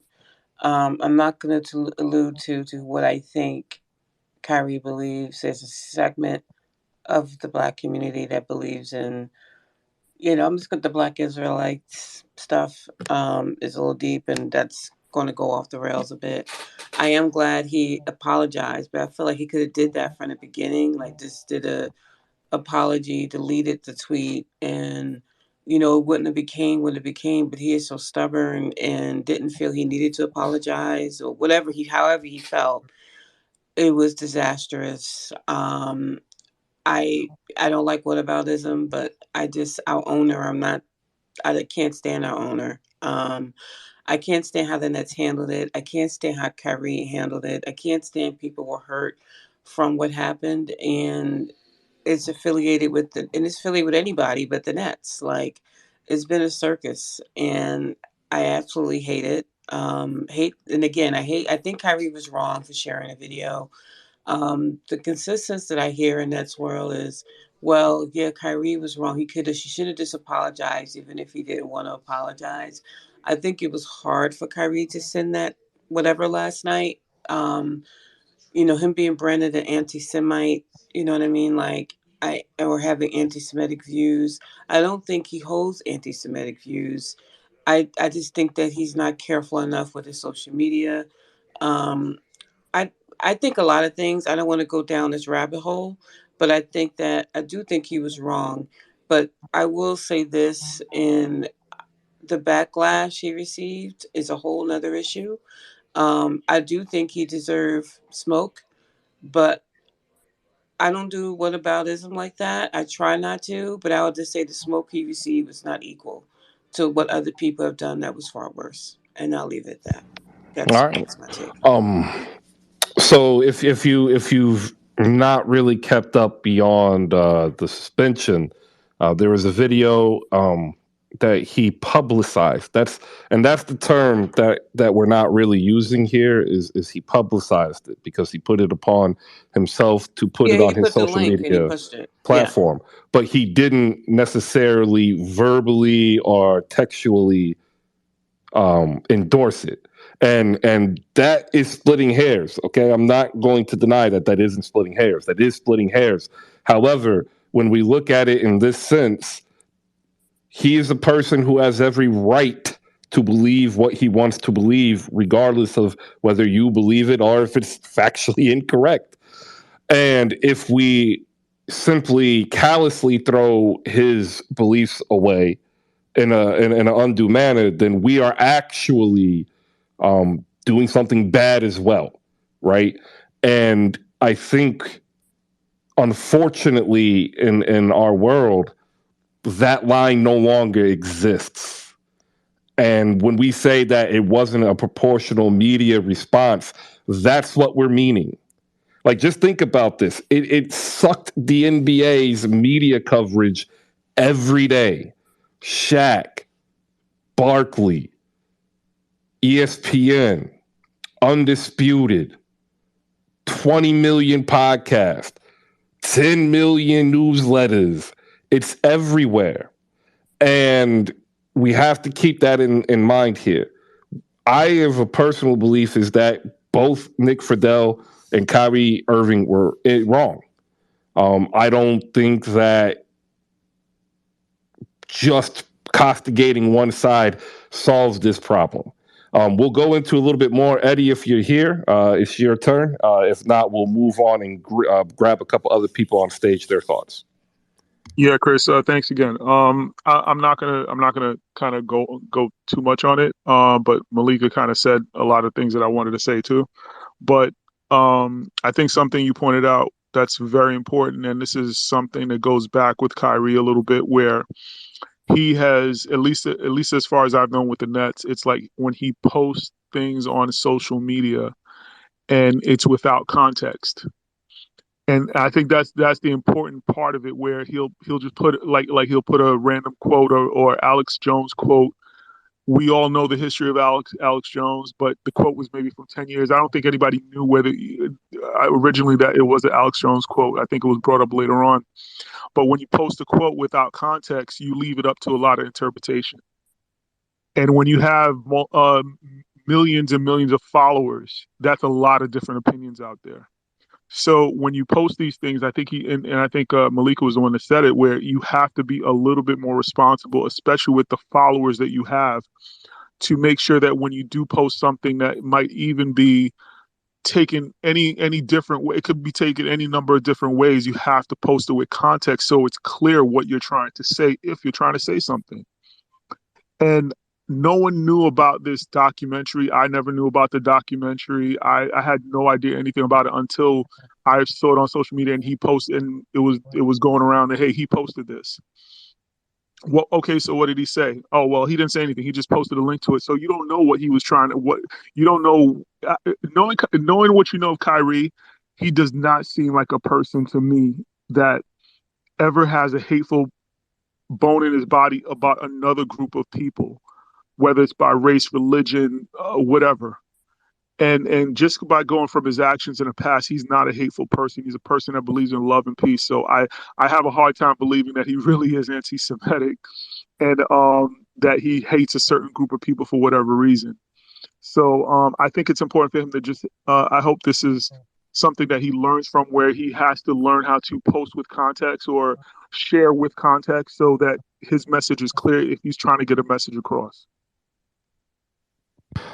Yeah, I mean, that could be the least, right? The least. There's not going to be a right answer. In life, I teach my son this lesson. In life, there are times when all sides will be wrong. Like, we don't like to admit that, but if you look back in your own personal life, you'll probably come up with one or two instances in hindsight where you said, yeah, they were wrong, but you know what? So was I when I look back at it. And if you don't learn from that and you do it repeatedly, look where you are. You don't, that's the problem that I think we have here, is we were expecting growth, and then when you don't get the growth you think you're going to get, you kind of become against it, and it's going to be a hard line, man. Hard line. There's other issues.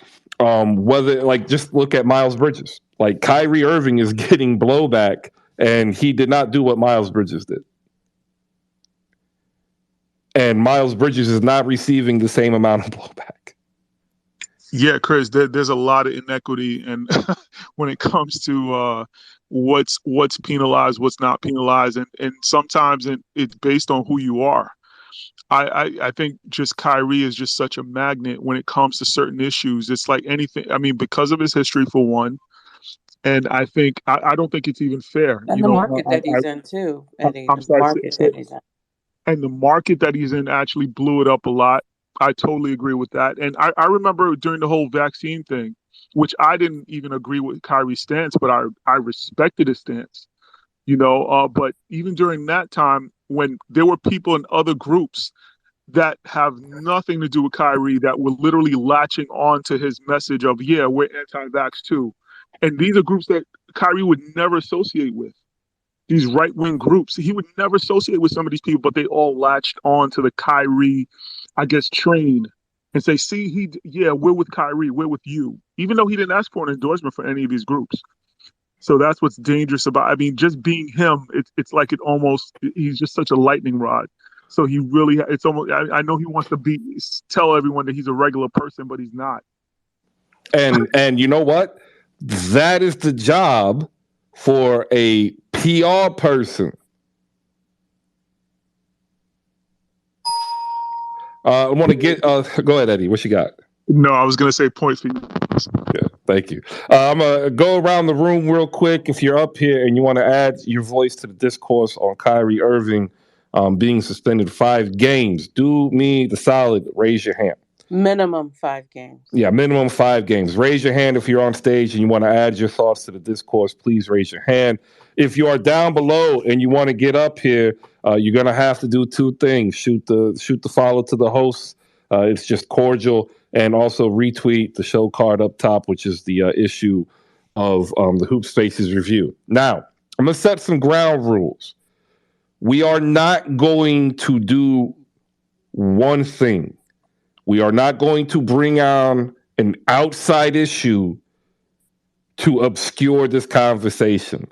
So if you're going to try to add something that does not pertain to what Kyrie Irving did or said, and does not pertain to what the Brooklyn Nets have done or said, you're not gonna you get pushed off the stage. I'm not gonna allow a whataboutism or a straw man to run amok. So if you do want to come up, go ahead, raise those hands. I'll get you up here. All right, up next we'll go to JF. He had his hand up first. What do you have on Kyrie Irving, Brooklyn Nets, and the NBA? And then we'll go to Bonkai. I'll get everybody else up. I got you, Alex. I see you just popped up. We're actually kind of running a little slow. And unfortunately, that is a byproduct, I think, of the layoffs here at Twitter. So remember, put out there on Twitter, thank you to anybody if you've ever worked with them, because they really have been busting their ass for us here on Spaces. JF, go ahead. Yeah, Chris. Morning, man.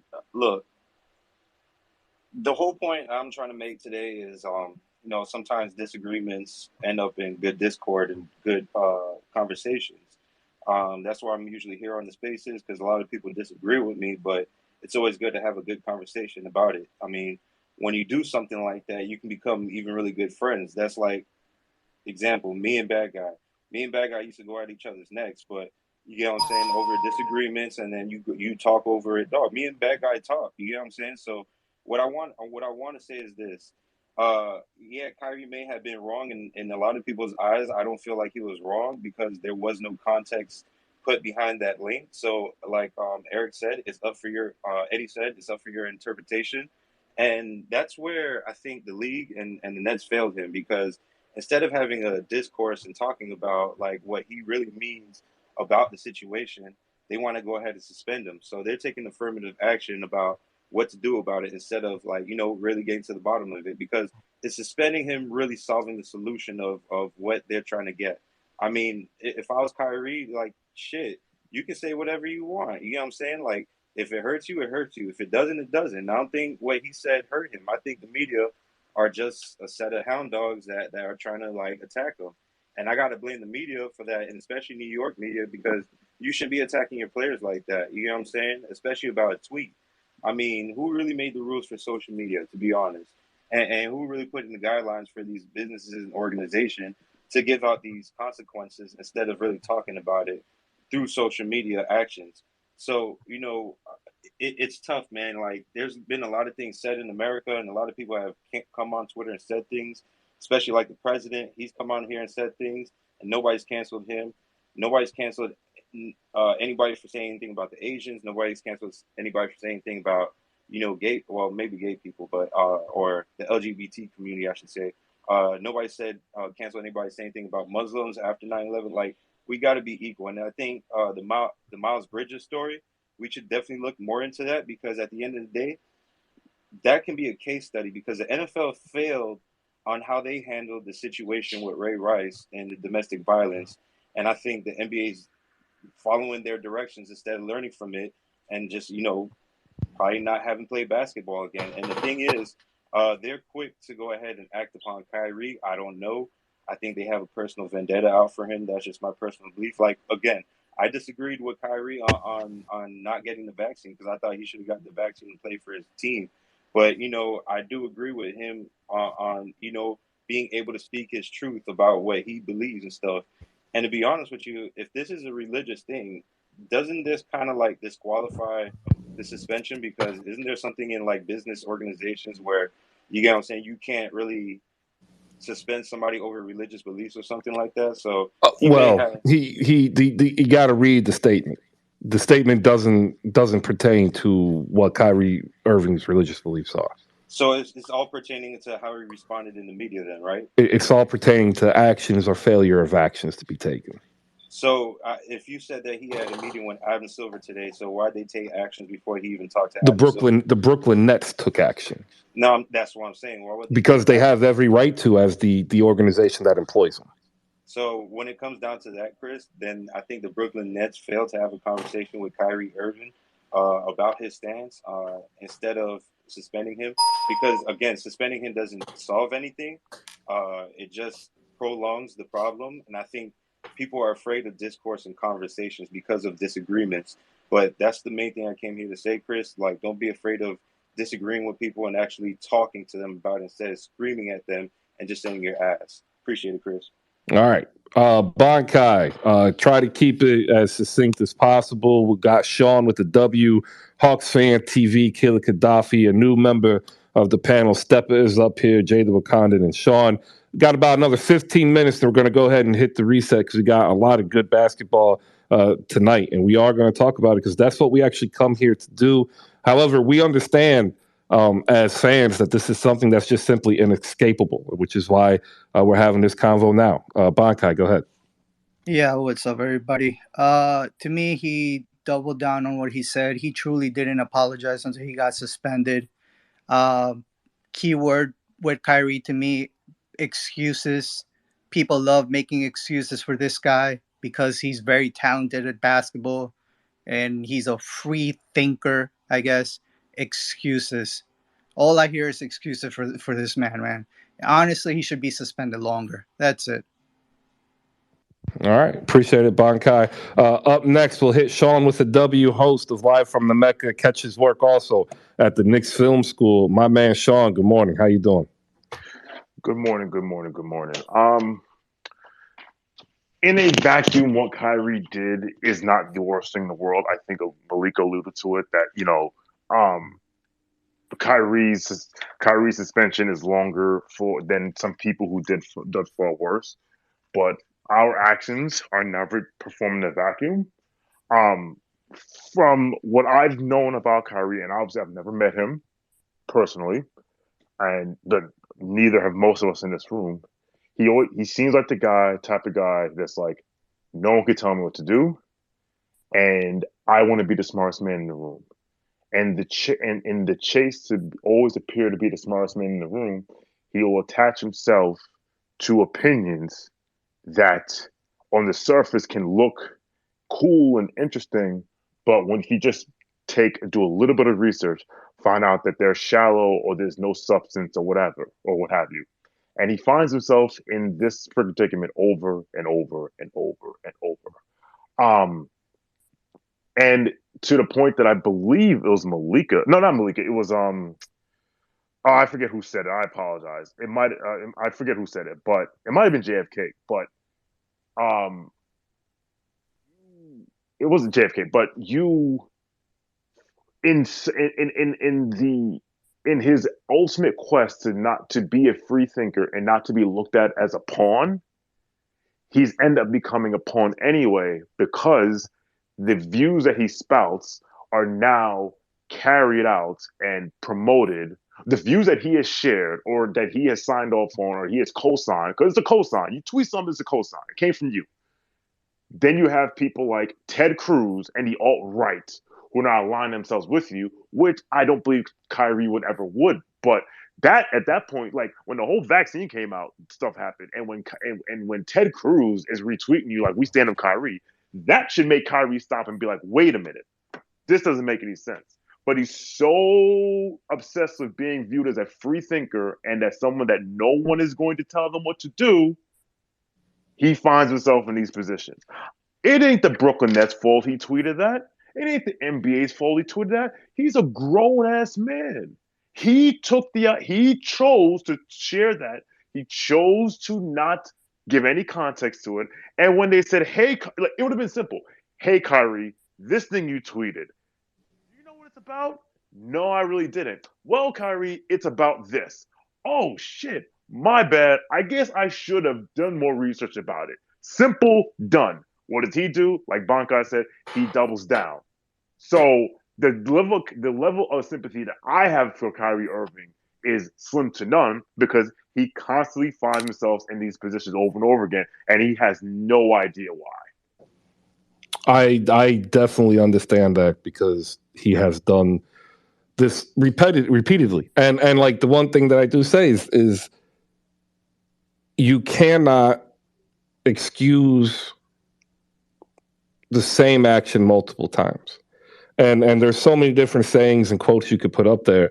But just remember when you were a child, right? Whether it was your parent, whether it was step parent, uncle, aunt, teacher, a coach, like all they tried to do was one job, and it was to teach you how to learn from your mistakes, to prep you to be an independent adult, so that when you go out in the world, which is a very cruel, a very isolating place, that you are able to survive within the construct of societal norms. Like that is your job if you're a parent, right? Now, I'm not saying anything about parenting for Kyrie. What I'm saying is that's the job. And what we're seeing is someone who is making the same mistakes over and over again. And when do you say enough is enough? But at the same time, he has this right to be who he wants to be. And I think the issue that we have is a lot of people just dislike that. And as long as he's willing to accept the consequences of his speech, of what he's going to say, that's fine. But I think he's like, wait a minute. I'm saying this garbage, and you're like, it doesn't matter if it hurt you. Like, that's what I'm saying. It's like, it's one thing if you're like, you know what? This is what I believe. You don't like it, whatever, da-da-da. Okay. But he wants, people don't realize the consequences of what they say. People think freedom of speech means I can say whatever I want. And you just have to deal with it. No, freedom of speech protects you from persecution by the government. I do not have to like what you have to say. And if you say some shit, a private company can discipline you in any way they see fit. And if you don't like it, you are free to leave that private company. But the money is too much. So guess what? You can't have it both ways. Yeah. No, not necessarily, because to Malika's point, there are some things, there's certain actions that are disciplined worse or better than others based on who that person is. But you don't have you're not totally protected. Let me get Hawks Fan TV. Alex in here, ladies and gentlemen. If you want some good, salacious Hawks coverage, that is the man to shoot a follow to. Tearing it up at HawksFanTV.com, and now getting player access. Alex, good morning. Your thoughts on Kyrie? Good morning. Thank you, Chris, for the beautiful introduction. No lies detected in that opening statement. Agreed with what Sean and Bankai said. Definitely Kyrie lives in his own world. I don't think he's a bad guy. He's a little weird, maybe, to some people. And the issue is do I genuinely think Kyrie Irving is anti-Semitic, or does he have hatred towards certain groups of people? No, I don't think that. But because of his tweet or whatever he posted on his Instagram promoting or spreading that documentary, it's the same. We had this conversation, Chris, in another group chat, right? Shout out to you, Jordan. And he made a great analogy, right? If you, as an employee of an organization, as a company, if you, let's say you just happen to retweet a song that R. Kelly came out with, right, years ago, and your employer asks you, hey, do you do you approve of R. Kelly and his ideology of preying on younger girls? And you don't immediately come out and say, oh, absolutely not. No, I do not stand for that. I'm totally against that. Then boom, you're good. Everything's clear to go. What in this situation, when they said Kyrie Irving, you happen to share this documentary that's very anti-Semitic.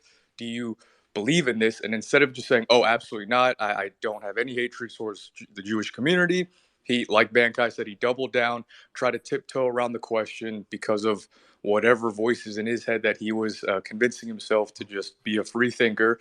Then that's where the issue is. And so I see why people are up in arms. Once he got suspended, once the game checks weren't going to hit his bank account, that's when he came out and actually said an apology. So it's a slippery slope. And to Sean's point, I think the whole, if he's okay with the consequences, you can be free to say whatever you want. And that's that. But yeah, I mean, I think Kyrie needs an intervention. I think he needs close family members and friends to have a sit down talk with him and just be like, look, bro, you gotta do some maturing. Thank you for my time. Absolutely. Make sure you shoot. Trae Young is still better than Kyrie Irving. Just wanted to make that point clear. And DeJounte Murray is better than Trae. There we go. That is going to be a conversation for another day. I urge you to follow Alex here if you want some Hawks on your timeline.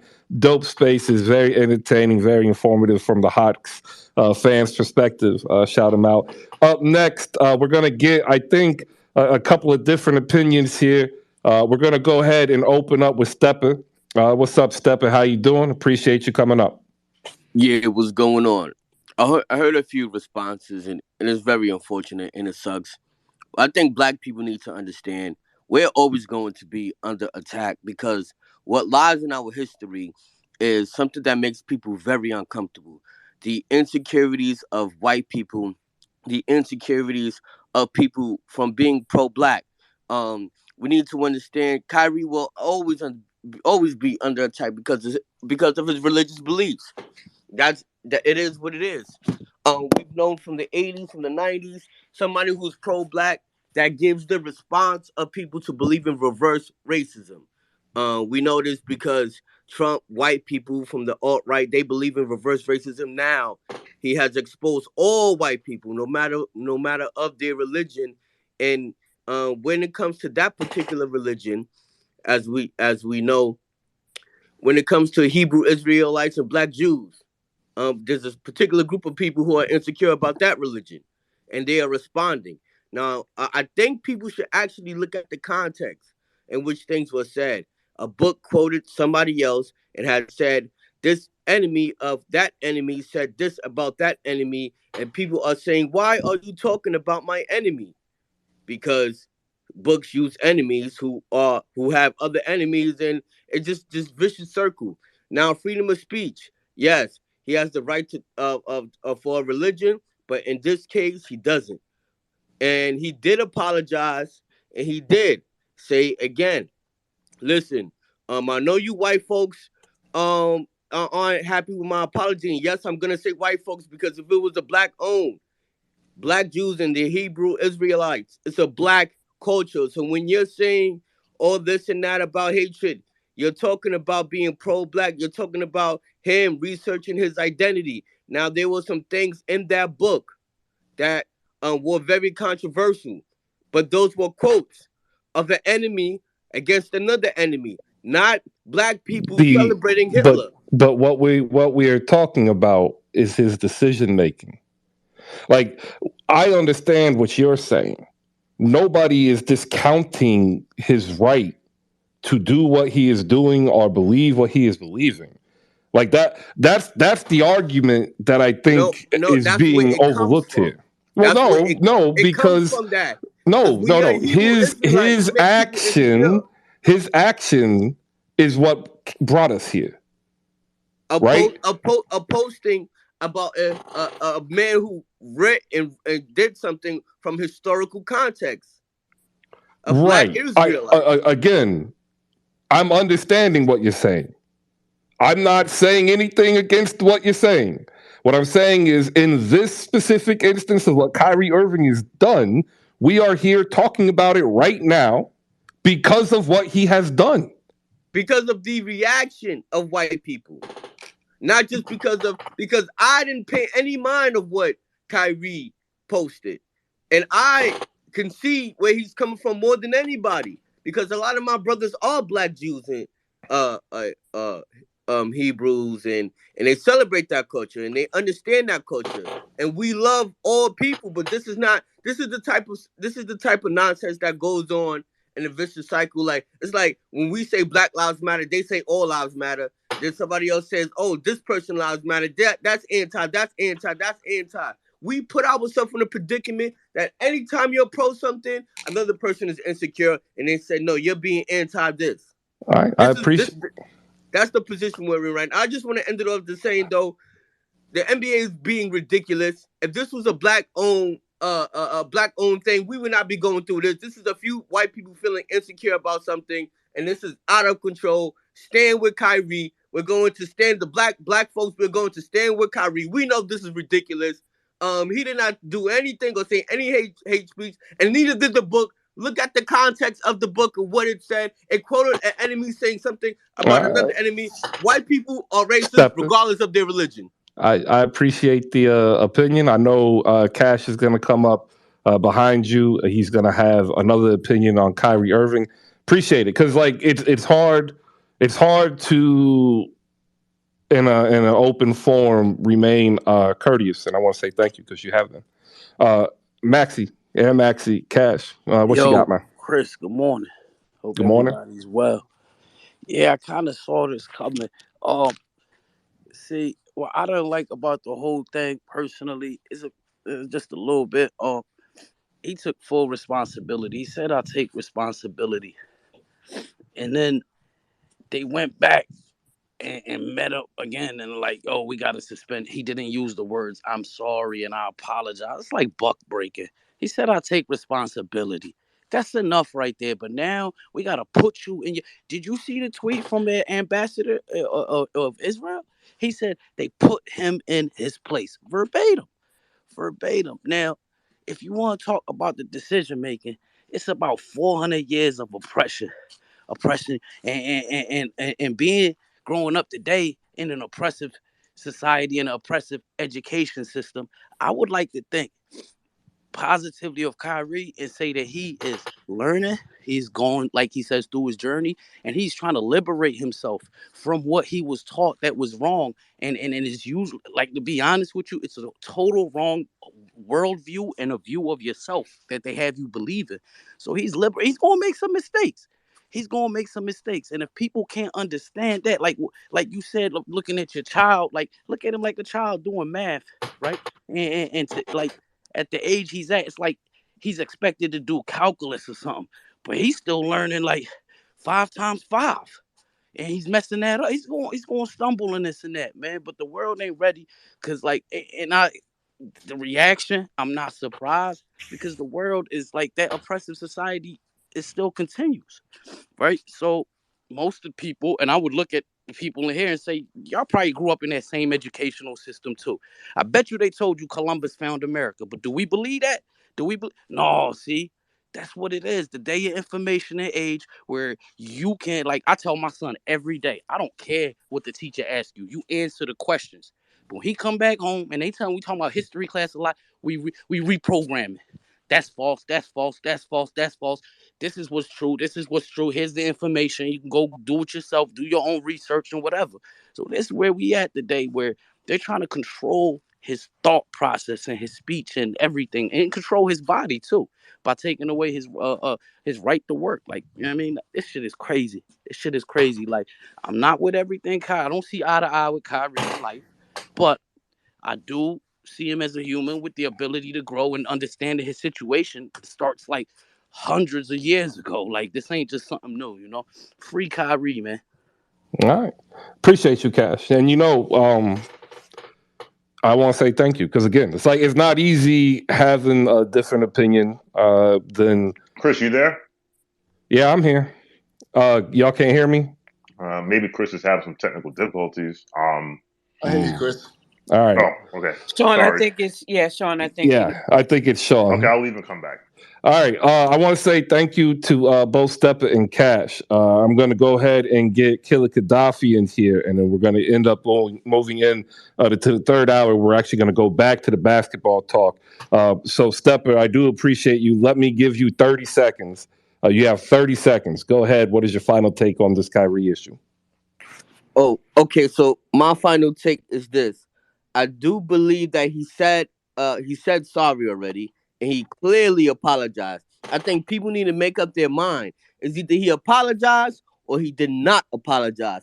I seen him do a formal apology online. I seen him do an apology in person. Now we're just listening to the media and puppeteering nonsense. And All right. he didn't say the one word. He didn't say 3 words.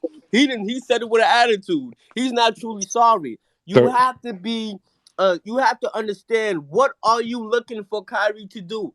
30 seconds goes by pretty quick, Step. They have not made that clear. Thank you. Appreciate it. Eddie, you want to hop in here? I saw you open up. No, it was just about the whole apology. I heard before something about the minute he got fined, all of a sudden he apologized formally, or the way they wanted him to. I just want you guys to remember that this is the man that literally stood out, like he held out for nearly an entire season, played only like a little bit over a dozen games with his own team, and did not take a vaccine, lost half of his salary, which is something maybe a majority of the NBA players would not have done, and stand on that hill. So if you think that this whole his formal apology last night was about money, I think you really have to think about that, because this is a man that literally gave up half a season or more. Yeah, that's actually a factual point. Can I add this one thing? No. I got to get someone else that we're already in. No. Killer Gaddafi, last word on the Kyrie Irving suspension, and then we're going to get back to basketball. Appreciate that, man. Actually, that's what I would love to get back to as a Nets fan. For the last 2 years, seeing like we've been dealing with everything but basketball. I would love that right there. Like, we're not even 10 games deep, and we're into this situation right here. Look, the Kyrie Irving situation doesn't surprise me. What was it, 2019, when Daryl Morey tweeted something and people wanted him fired? Like, what was it? And it was players and owners. What was the reason they wanted him fired for? Was he said free Hong Kong, right? That was the tweet he sent out, right? And they... Joe Tsai was one of the people as well too that wanted him fired as well. His own owner wanted him fired because it was bad for business. Look, I understand the guy saying like the Nets didn't respond correctly. What are you talking about? The Nets sat on this for how many days? It's not like Joe Tsai suspended him as soon as like the next day or anything like that. They said they met with people. Well, sorry, I think they said his family met with people, or they were talking about we having counseling with Kyrie, et cetera, et cetera, et cetera. Look, I haven't read the book. I haven't watched the movie. I don't know what's in it. The only thing I saw was a page from the book, because somebody said that the book said that the Illuminati killed Tupac. And I read the page, and the only thing I saw was some homophobic stuff. So that right there kind of let me know the tone that was in the book right there. So that's all I can say about that. But I'm not going to blame certain people if they feel offended by it, because we got to keep the same energy. Because this is what Twitter is. Like, come on, what did Kai think was gonna happen? Like, when you put this out right there with the current climate as things right now, with the whole Kanye West stuff, what did you think was gonna happen? And like Eddie said, I don't think he apologized because of money. I think he apologized because he might have. I honestly feel like his career might have been threatened. I'm not saying. Like, who really would? Okay, let's put it like this. Nobody's giving Kyrie Irving a long-term contract. Those days are done. He's not getting a 5-year deal. He probably gets a 2-year deal max. That's it. I think he probably saw the situation like, look, if I don't say nothing right here, I probably won't play in the NBA again. That's how I saw it. So that's all I want to say. Hopefully we can get back to basketball and talk about how much Ben Simmons suck. That's what I want to talk about. Yeah, you know it's bad. Enough with the Ben Simmons You, sucks. He Never, needs more time. never. you know it's bad when Nets fans are saying, "I can't wait to say how much Ben Simmons sucks," even though he doesn't suck. I feel No, like he Kyrie doesn't, did this to Chris. take all the Tell him. pressure off of Ben Tell him, Simmons. I Chris. feel like he did this. Go ahead. Yeah, all right. Well, you know what? We're gonna see because Ben Simmons is gonna need to come back. And I tell you what about Ben Simmons, like y'all need to worry about that knee. I said that before that knee injury popped up there. I'm worried about the back. That's next. So the knee injury is the injury. The back injury is the secondary injury that flares up due to the primary injury because he is still overcompensating. It's a anatomy thing. So like he's favoring a leg too much on his athletic endeavors, which is then causing back spasms and other issues. It's totally wonky. Hey, thank you everybody for participating in two conversations that are hard. Like these are conversations that are going to be continuous because the nature of the emotional content. There is no right answer sometimes, and we have to understand that's why we created the idea of compromise. And I want you to give yourself all a pat on your back and a round of applause. Shout out to everybody on the stage who was able to share their opinion. Sean, Malika, Cash, Pickup, JF, Step, Eddie, we appreciate you. But up next, we have basketball to talk about tonight. And I think we have some Pascal Siakam MVP, some SGA MVP talk that we might be able to have. But tonight, full slate of games. Say what? You saying no? Giannis. Oh, yeah, Giannis too. Yeah. Undefeated Bucks, the only team undefeated. And tonight they actually play on ESPN.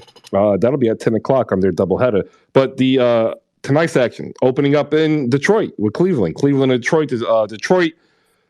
League Pass favorite team. I like Jalen Duren. I like what Cade Cunningham's done the last 3 games, but this Cleveland team is something dangerous. Darius Garland is back. He and Donovan Mitchell look phenomenal together. Jared Allen is proving everybody wrong and himself right about getting that All-Star nod last year. Walking double-double, probably top 3 interior paint defenders currently. The Indiana Pacers host the Miami Heat. Jamal Cain en route from their G League team as Jimmy Butler doesn't appear to play. And I tell you what, the Heat started to look good, and now they could just not be. Tonight, the Philadelphia Doc Rivers will do battle with the New York Tom Thibodeaus, and we will find out once and for all why Doc Rivers is a great coach. No, we won't. That is at 7 p.m. 7 o'clock.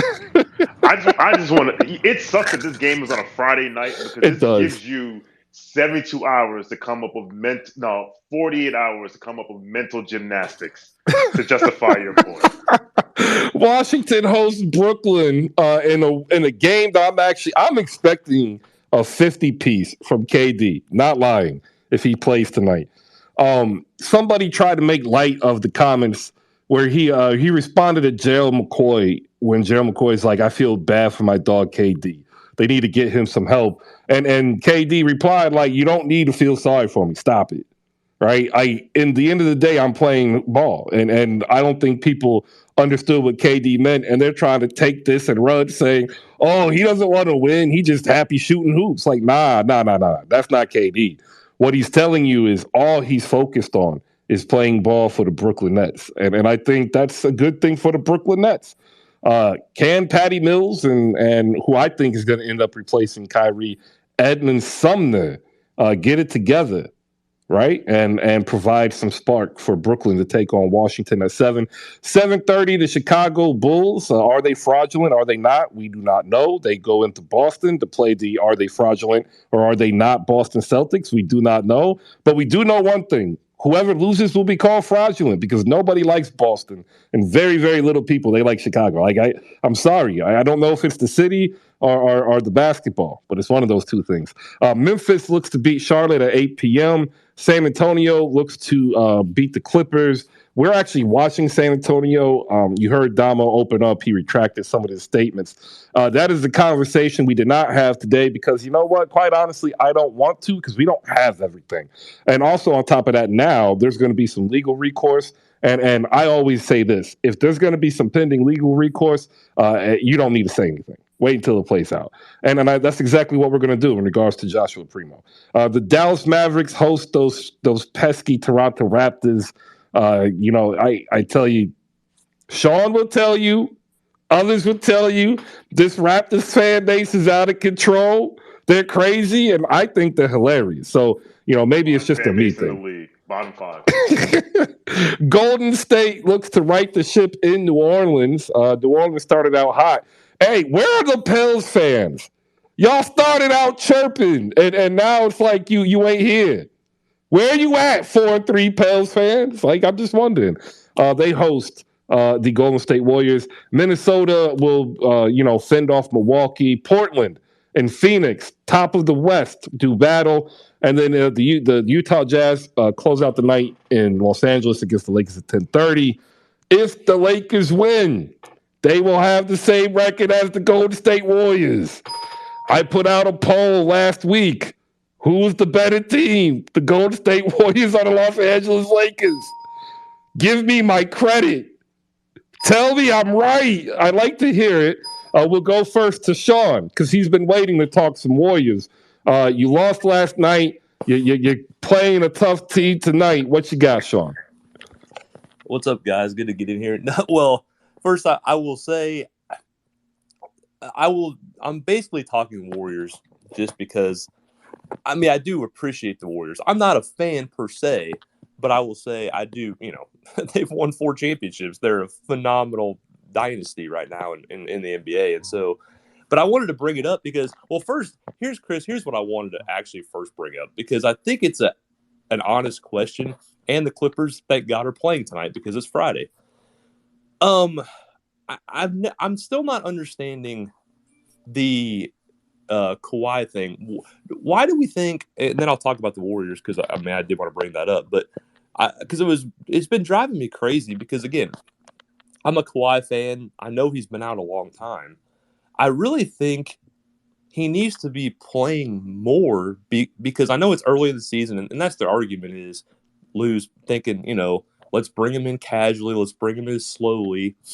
And I understand that, but he needs to get out there and start playing. It's been a long time. He's got to get those legs fresh because, they're not playing that well, right now. PG's off to a little bit of a slump, not shooting the ball well. And they're still trying to figure out with Reggie and Wall. So what do you guys think about Kawhi? Do you think he should be playing more? Because I really think he should be. Kawhi can't play. Can he not? If trust me, if he could play, he'd be playing. Yeah. It's just weird. It's weird. No, it's unfortunately not any longer. He's 32. He has a degenerative knee condition, and right now, I think the Clippers will do everything in their power to hold off on playing him until closer to the playoffs. And like I said, and I get that, and so I was just curious. I was curious what you thought about that because it was interesting to me initially, and I hope like I said, his knee's okay. Again, I love Kawhi. I love watching him play. But going back to the Warriors, am I worried about the Warriors? No. They're a phenomenal team. It's just the issue for me last year with them going in the season was, they just didn't play a lot of defense. They were just trying to outscore people. They know they can shoot pretty much anybody out of the building whenever they want. And so I think their problem is just, getting their matchups on defense. They're trying to get Wiseman back out there, get him some more minutes. I really think they're trying to just figure some things out. And this is a big game against the Pelicans from, kind of matching up with their size, seeing what Looney can do inside against Zion and some things like that. But one thing I wanted to say is I think Steph's playing maybe the best basketball he's ever played. Steph is just looking so quick. He's getting to the basket, easily. He's passing well. He's obviously moving well without the ball. So what do you guys think? I don't think there's anything to be worried about with them, but I think this game is still kind of critical because if they lose 5 in a row, they've lost to a weak Magic team, a young, weak Magic team right now, a very weak Detroit team who's got good talent with Cade and some guys coming up, but I mean they're still not ready to. They shouldn't be beating the Warriors right now. So what do you think about them going forward? You know, are you worried in any way, shape, or form? Like, what do you think's going on with their All right. Well, I wish you would been here for the first hour. We talked Warriors for like 52 minutes. So just to those down below who didn't catch it, make sure you head over to YouTube. The entirety of the show will be put up there by the end of tomorrow. And listen to the long convo because we won't talk Warriors too much here. To answer your question, Steph Curry you don't need to worry about, but what you need to worry about are the rotations that form around him. Jordan Poole is trying to be put in a six-man role, which he's not either ready to accept or ready for, and he's kind of struggling with consistency. They developed him to be a starter. Since he's not starting, it's kind of putting him in limbo. Klay Thompson can still shoot, but he's not the Klay Thompson from 3-4 years ago, and that's what's going to happen naturally. So the question is, who do you start, Poole or Klay? Or do you start Poole and Klay and bring Wiggins off? That's where we're at. If you do want to talk more Warriors, though, there's definitely a space for you. Golden Space is hosted by our girl, all Nat Flewinchel. Check them out because they'll do a deep dive in all things Warriors. And on stage, we have Iman Adan, who's going to tell Sean that the Toronto Raptors fan base is a top 5 easy clear in the NBA fan bases in a moment. But Sean, there you go. There's your answer. I hope it works for you. Yep, it does, man. I appreciate y'all. All right, have a good day. All right, now we'll go to Iman. Iman, good morning. How you doing? It's good to see you. Host of the Femme Fatale podcast, Dishes and Dynasty. She thought she was going to get away without getting an intro. Thank you. Also, Dishes this week, we will be talking all things. I know you guys were talking about it earlier. I have some different views, but I don't want to spend too much time on it today. But we will be talking a lot of the mess that's going on in the NBA right now. And that includes, Kyrie Irving and Josh Primo and all that other stuff that unfortunately is taking away from the basketball, which has been really, really good this season. Unless you're a Rockets fan. Unless you're a Rockets fan. I'm sorry, Rockets fans. If you are a Rockets fan, I was wrong. I thought that they were going to be an entertaining watch, and they were for 2 games. And now it's just they're the Rockets, and I'm sorry. Had to add that. I'm sorry. Yeah. It's bad. The Toronto Raptors aren't. The Toronto Raptors are looking good. They are now 3rd in the East. They have a MVP candidate, Pascal Siakam. But more importantly to me, they have a player that is just increasing his trade value day in and day out, and that's Gary Trent Jr. And you know who he would really look good on? The New York Knicks. They got this dude named Evan Fournier. The Knicks have this dude named Evan Fournier who all he does is shoot threes. He's garbage. Gary Trent shoot threes and plays defense. Iman, let's talk about these Raptors. How serious are they? Did you just compare Evan Fournier to Gary Trent Jr.? Because I'm offended on behalf of there's 2 people that Masai Ujiri has coveted. He drafted Evan Fournier, so you get that a little bit of Masai love there, but absolutely not. All right. Hey, I just wanted to throw out a Knicks versus the Raptors to maybe start some back and forth because the Knicks, they really want to be where the Raptors are, and they're not.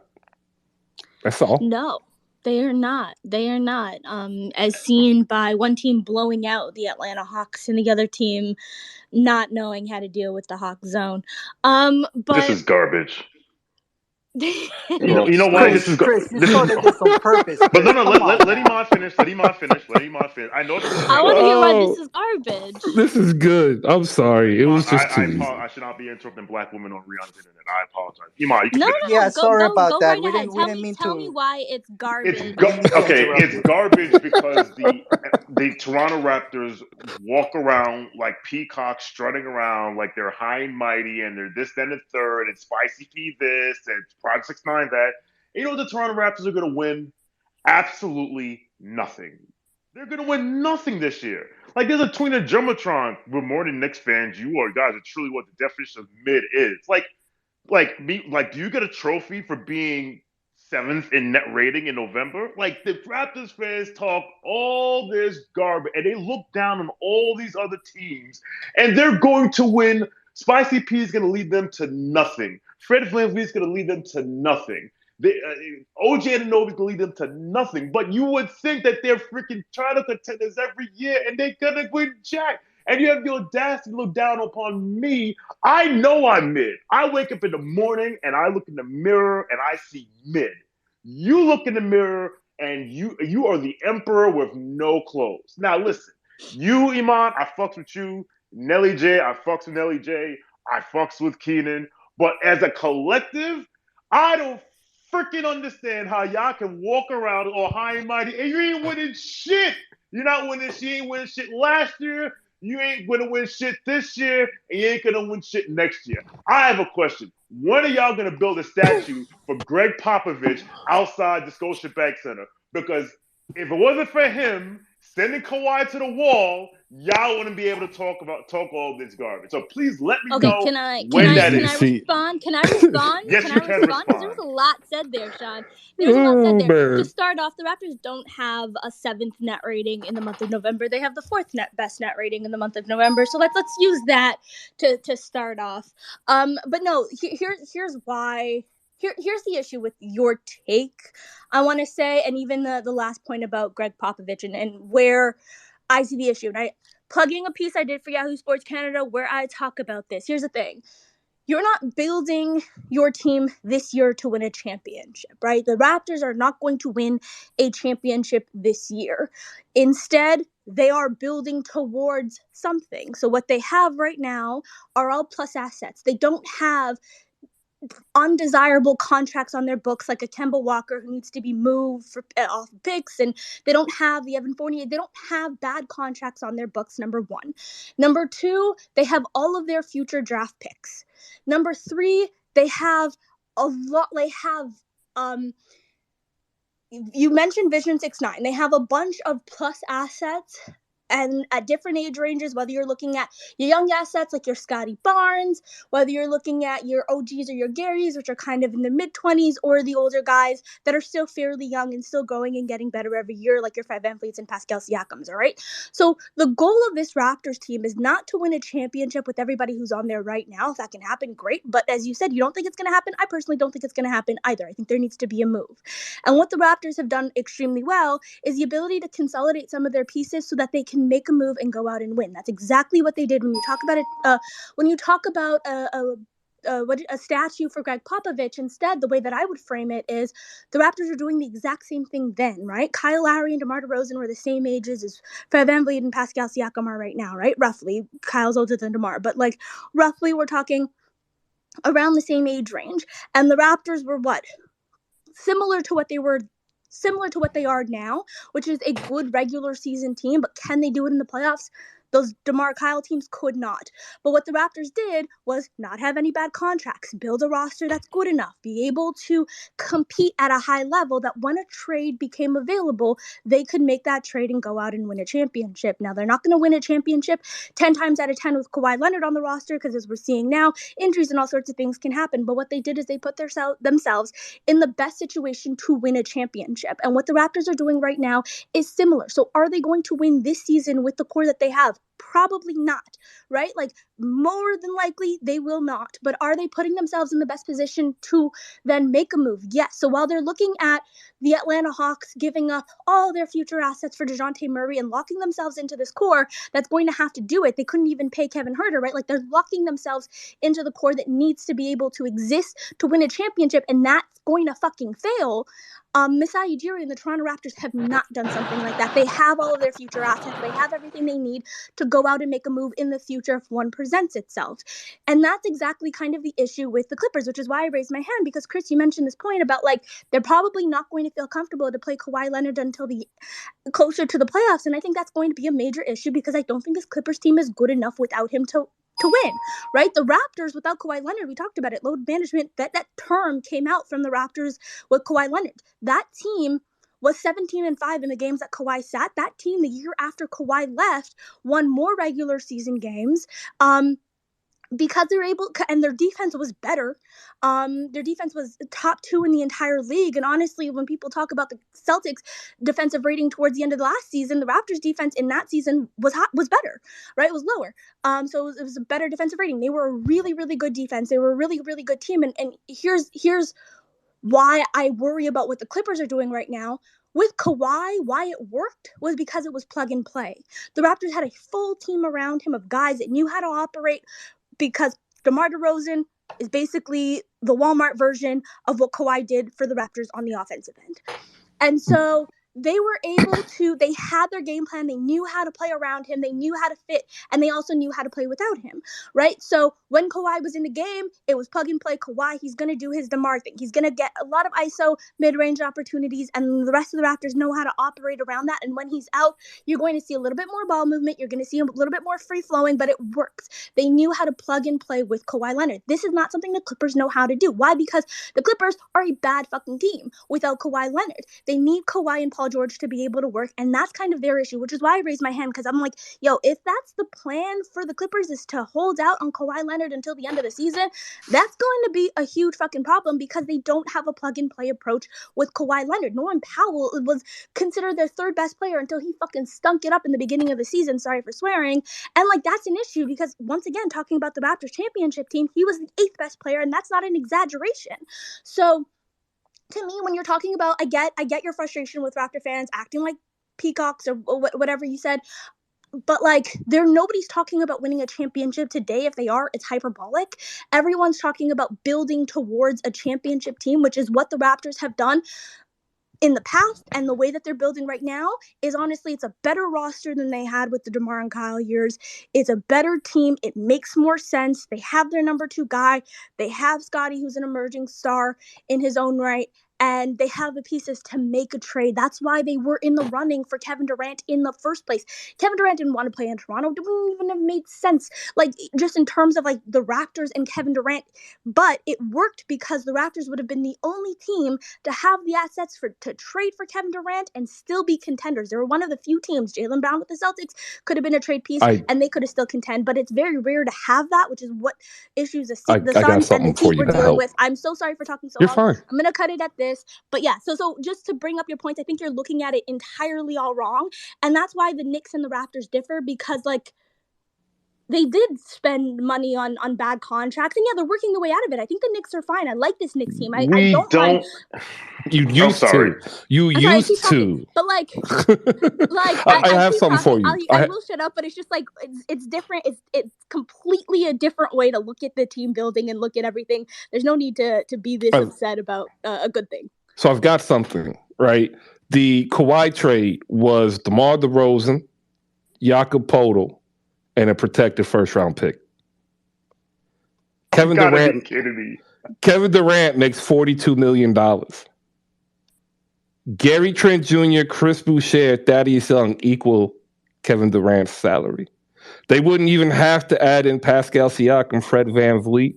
They could add in 2 of the young guys like Precious Achiuwa, Malachi Flynn, and multiple first-round picks.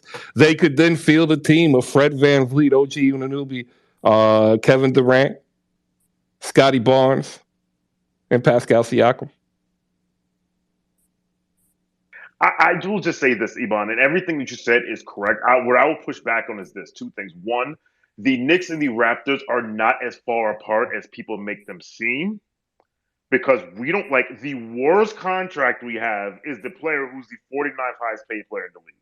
But because I understand it's the Knicks, this is looked at as this albatross that's weighing the franchise down. You have a better coach, clear. You hear that, Chris? You have a better coach. And you have a better GM, clear. That Masai is a made man, right? When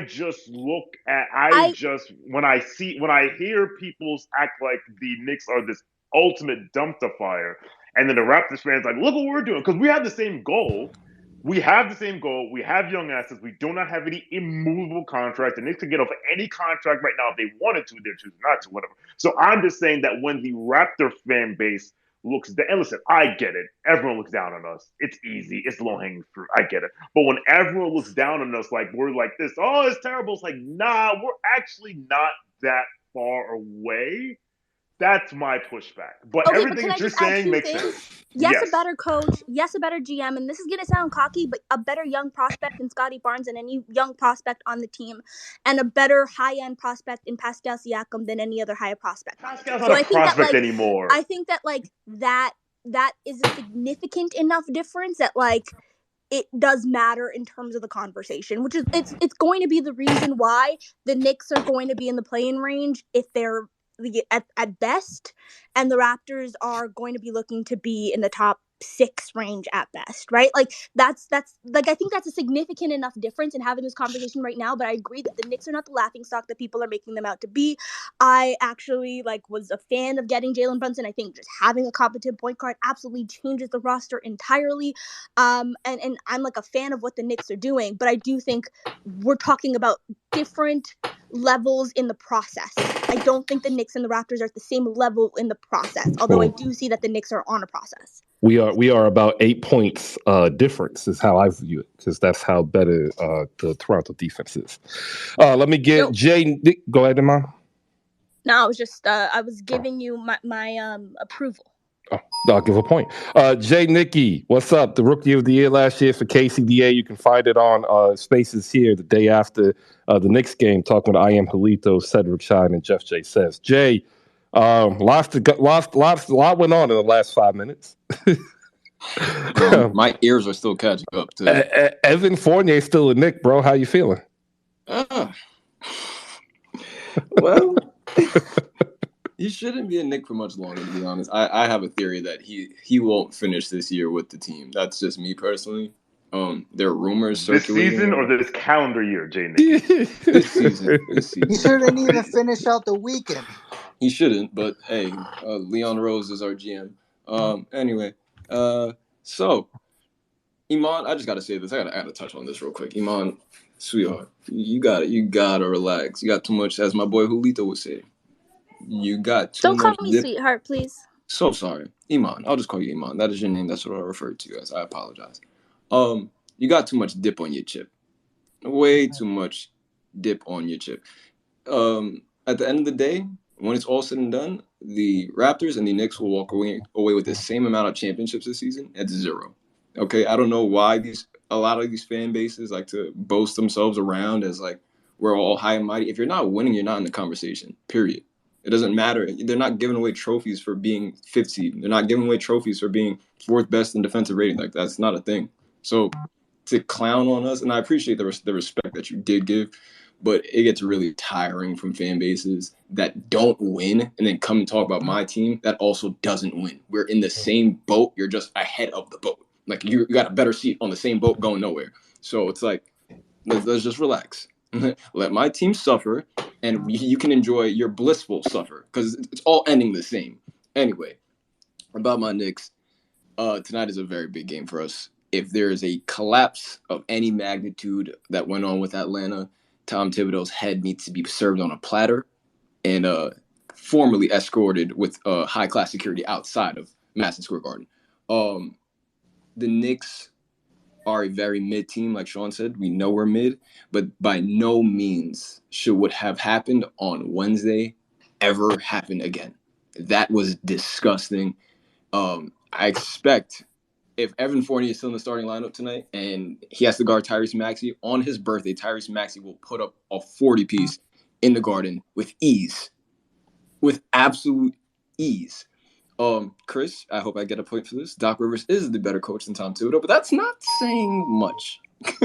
That's not saying much. Tom Thibodeau needs to retire. He needs to go sit down on the beach somewhere with his feet up, sip mojitos or something. He's 64 years old, and he coaches like he's from the 60s. He needs to relax.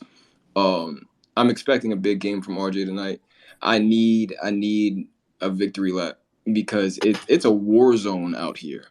You say anything positive about RJ Barrett, and it's not a good look.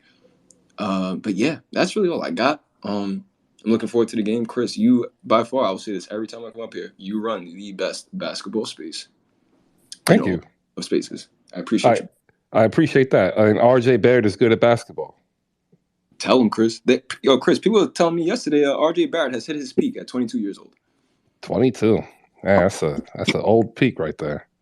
There you go, ladies and gentlemen. Tweet is up, and I do appreciate the apology, Jay Nicky, to Iman.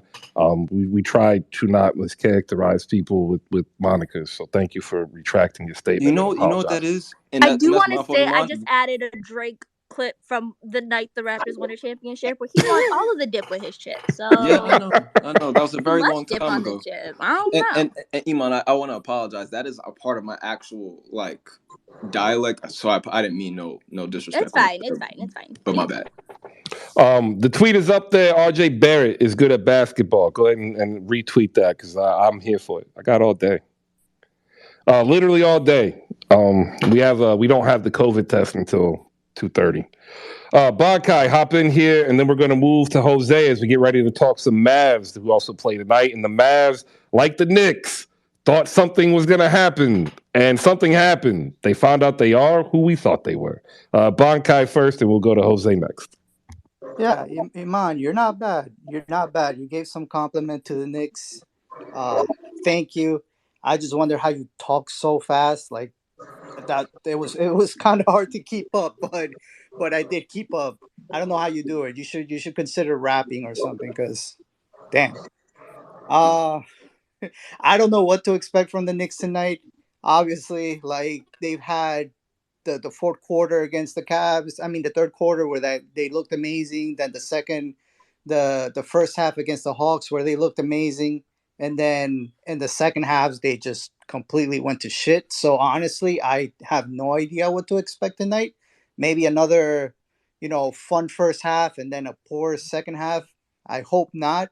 I don't know. I don't know if Sean is aware or if Jay Nicky are aware that supposedly there's rumblings out there right now that there might be a change to the starting lineup for the Knicks tonight, or at least it's being, Yawn.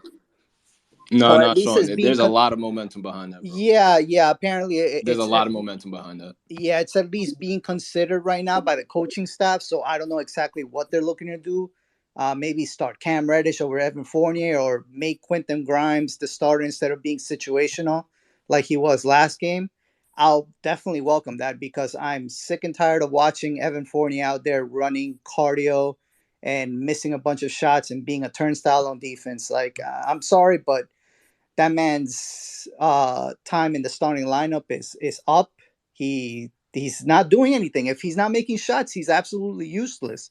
And I'm trying not to hate the guy because he's very likable. Like when you listen to him talk in press conferences and whatever, he knows what he's talking about. He holds himself accountable. But in terms of basketball right now, he's not it for the starting lineup. So I hope a change comes. I wouldn't mind seeing him off the bench, I guess. Yeah, I mean, the coaching battle tonight is about to be a mid-off. Tom Thibodeau, Doc Rivers. All right. Jose, one of the hosts of 77 Spaces, ladies and gentlemen, the best damn Mavs content here on Twitter. We'll go to you next. We got Breeze up here as well. We have Coach Roach. We'll ask Coach Roach to shoot a follow, and we'll give a follow back. Jose, what you got this morning? Good morning, good afternoon, good evening, wherever you at listening to On Hoop Spaces on your Friday morning. I appreciate everybody for being here and sharing some of their hard thoughts and feelings about the NBA in the recent days. I share a little bit of my thoughts, but not in a magnitude that just specifically targets the NBA, but just my thoughts about how people view times that we're in right now and how freedom of speech is expressed. But if you want to check that out, just look at my page, you'll see it. Anyways, I would like to say that Luka Doncic is one of the best players in the league right now. I mean, if y'all haven't been paying attention, he actually is let me read this correctly. He is only the third player in NBA history to record 30 points in each of his first 7 games of the season, dating back to 1962 to 1963. Can you guess who that last person was, Chris? Sorry, no, I was dealing with the message that I was getting. Oh, okay. Well, Will Chamberlain. Yes, Big O. sir. Wow. Yup. So Luca is out here breaking records. I mean, Will Chamberlain also set another one for 22 games, but we'll get to that when we get to that. If we could get past the Toronto Raptors tonight, which I'm very much looking forward to. You know what? This is probably a unpaid sponsorship, but I don't care. Uh, I got NBA League Pass this year. And one of the best things that I could have as an NBA fan is to have the ability to watch games that I wasn't able to watch during that time. So a couple of days ago, the Mavs and the Raptors had played at the same time. And guess what game I'm watching right now? The Toronto Raptors at the San Antonio Spurs, where they blew out the Spurs by 43 points. And I'm just trying to get a glimpse of what might happen tonight with the Raptors defense. I'm ready for this game, and y'all should be ready for it too, because I think it will be a very, very good matchup in a dogfight. Welcome Raptors Twitter. Nelly, Jay, and Fahim will also be in 77 Spaces to talk about the Raptors with us tonight. So I can't wait to have that conversation. I'm also looking forward to seeing. I'm looking forward to seeing Luka keep this record going, because this is absolutely amazing. Yes, his usage is high, but if you notice that he's mostly in the post now, and he's creating offensive opportunities out of the post instead of just being the primarily guy who brings up the ball every single time. And Josh Green, actually, Chris, you said something about Josh Green the other day that I didn't necessarily agree with. You said that he hasn't taken that leap. And I think Josh Green actually has taken a marginal leap. Something that won't show up too effectively on the box score, but he's impacting the game. He's one of the best players on net rating, on offense and defense. And Josh Green is young enough to keep up with some of these young guys. He brings a lot of energy, he brings a lot of heart, and I love to see it. So, again, if y'all want to listen to some Mavs and Raptors talk, please tap in with 77 Spaces, Speak on a Rolo, and Jazz, and myself. Appreciate the time. All right, appreciate you, Jose. Make sure you tap in to 77 Spaces. And we do appreciate, the breakup here of Knicks talk, because, we got other games that we do want to talk about. Let's see, we've got Breeze, who is a Knicks fan. We're going to get his voice in here. We've got Reese up here, and we also have Micah. We'll go to Micah next to clear out the Mavs. We'll bring back Breeze to talk some Knicks, and then we'll head up and get Reese up here to let him cook. Appreciate everybody. Micah, go ahead. What you got? Okay. Yeah, I'm ready for the game. I'm not gonna lie to you. I'm kind of worried about it.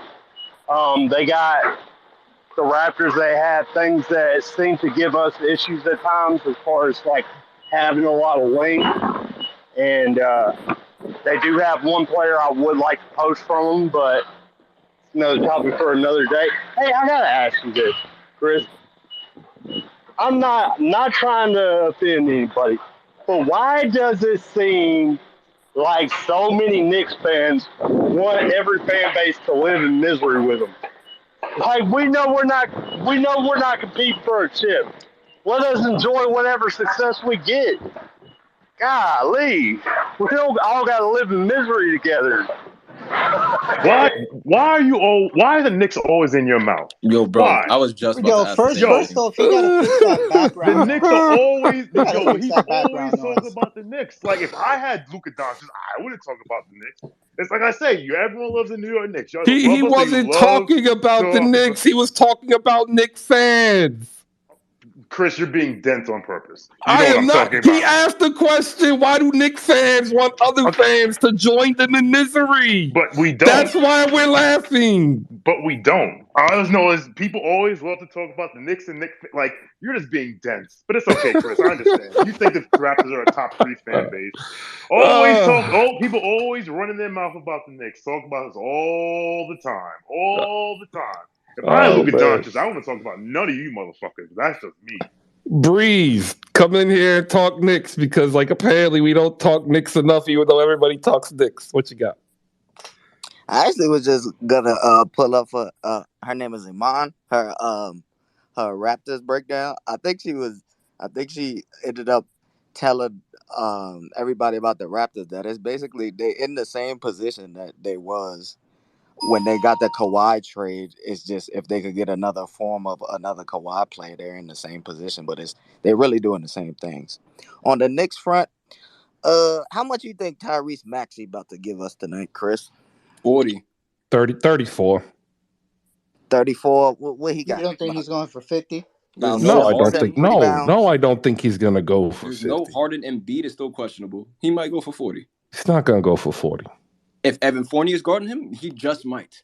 Evan He might lead Fournier's off the not gonna game be with 40. guarding him. He's gonna be the Oh, point you'd guard. be surprised, Chris. You'd be Okay. surprised. Wait, Okay. are you You know telling me Tom they're Thibodeau gonna put put Evan Evan Fournier against. Fournier on the starting point guard? I don't put. Yo, Tom Thibodeau put Donovan Mitchell. You had Evan Fournier guarding Donovan Mitchell Donovan in Mitchell, Cleveland. yes. Well, he had to choose between Donovan Mitchell or Darius Garland. Darius Garland didn't play. Yeah, he Oh, didn't play. Thank you all for right. telling me you RJ don't watch Barrett Knick on games. Karis LeVert Yeah, I didn't watch that one. and Jalen Brunson on Dean Wade. Oh, Dean Wade, Kansas State. Gotta love him. Gotta love Dean Wade. All right, Wait, who Breeze. do you love more, Dean Wade or what's his name, the dude from the Celtics? Luke Oh, Cornett. Luke bro, Cornett. so the story about Dean Wade goes back to fantasy because somebody actually drafted him as a rookie thinking it was Dwayne Wade. And remember, this was when Dwayne, it was like Dwayne Wade's last year, right? And we do auction drafts, which by the way, Malika, we gotta get the emails for the league. And the dude spent $58 out of $200 on Dean Wade. And he was happy as a clam. And then all of a sudden he's like, why is this in Kansas State? And the dude was locked in with Dean Wade. That's why I say you gotta love Dean Wade. Kansas State. We'll never forget. Maxey gives you 34. I don't think the Knicks are gonna guard him like they guard anybody else because that's all the Sixers are gonna have. Who else is gonna you think Tobias Harris is gonna drop 35 or 40 on you? I don't hear y'all saying, what do you think Tobias is gonna give you? Oh, it's possible.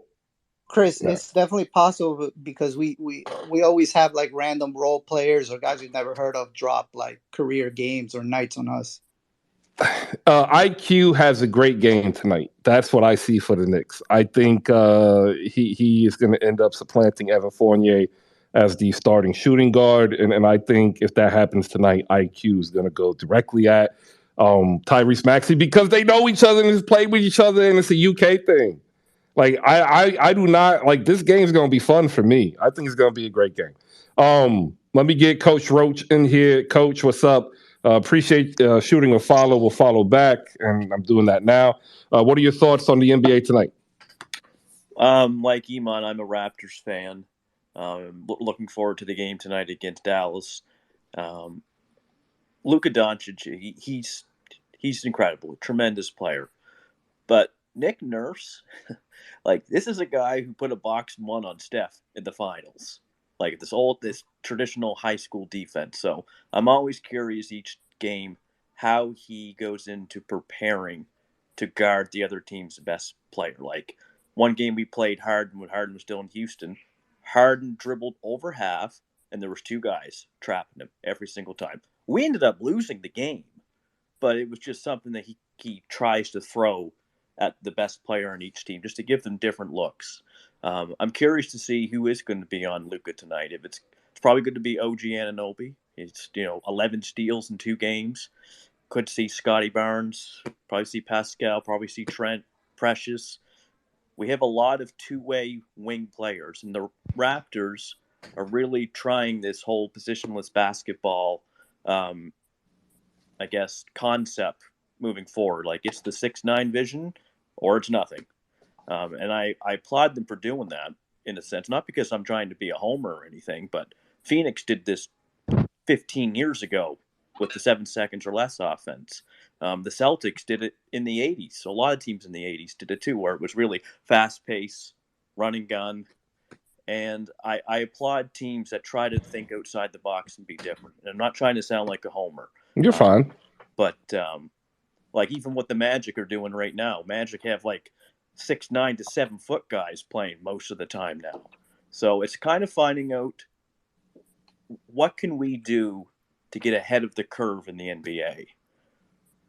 I think a lot of the good teams are able to figure that out. Golden State figured it out, 7-8 years ago with the, I guess, how many threes are being shot today. And it's affecting every level of basketball. It's college, it's high school.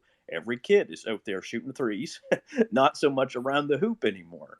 And we've also adopted a lot of the European game, too, the NBA has. A lot of the stretch bigs who can do a little bit of everything now. So, love this. It's my first time on this space. Like it. Love hearing all the talk about the NBA because I'm an NBA fan at heart more so than I am a Raptors fan. So, all right. Thank you, guys.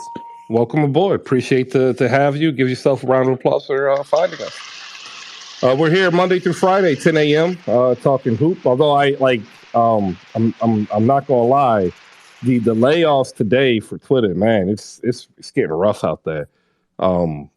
Apparently, the majority of the Spaces team has now been either removed or laid off.